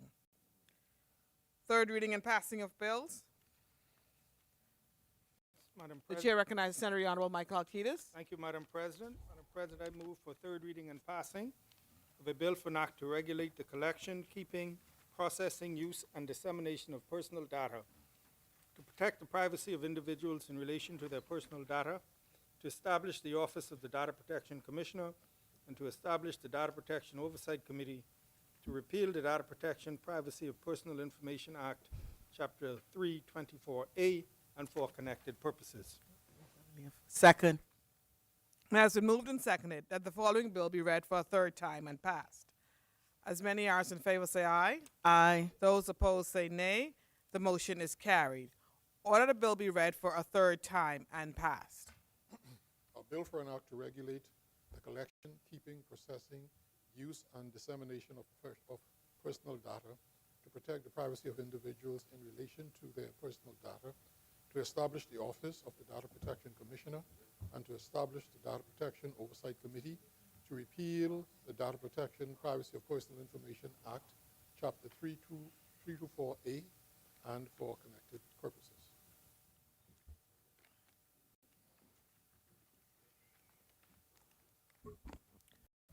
Order that this bill do now pass and the title thereof declared to be Data Protection Act 2025. For the third reading of bills, There are none at this time, Madam President. consideration of House amendments, resolutions, discharge of select committees, notices for future meetings, Madam President, I would like to renew all notices in the name of the government. orders for clerk, adjournment. Thank you, Madam President. Before I move the adjournment, I would just like to say a few words. I, along with yourself, had the honor of attending the official opening ceremony of the Dame Cynthia Mother Pratt Legacy Hall this morning, which is a museum chronicling the life and times of our dear Governor General from very, very humble beginnings in Baintown, I think it was West Street, all the way to Mount Fitzwilliam. And I just want to say what an honor it was to attend, to congratulate all who were involved in putting on this ceremony and indeed bringing the museum to life. And it is my hope that, you know, today in the program, we had students from Yellow Elder Primary, Stephen Dillett, Ridgeland Primary, and E.P. Roberts. And it's our hope that visiting this museum and seeing the emergence and the progress of our Governor General, as the title of our book says, from the pit to the palace, will indeed inspire maybe a little Johnny or a little Mary to succeed to such heights. This past Friday, Madam President, I also had the honor of attending the street renaming in the honor of Bishop Gilbert Arthur Thompson, as he said it during his thanks. It's formerly Baker Street, now Bishop Gilbert Arthur Thompson Road. And again, a tribute and an honor to an iconic figure in the religious community of this country, but as well a sterling example of a husband, a father, a community leader, teacher. And again, it is our wish that everyone who traverses the street or even passes and looks up at the sign would be inspired and ask, who is this Bishop Gilbert Arthur Thompson? And when they hear the story, maybe they will be inspired to strive towards achieving some of the things that he has and the wonderful contribution that he has made to this country. And so I just wanted to mention those two, Madam President. It is so good, as the DPM said in his remarks today, when we can give people their flowers, when they can still see them and they can still smell them. And so congratulations to our Governor General and as well to Bishop Gilbert Thompson. And so, Madam President, I move that the Senate at its rising do adjourn sine die.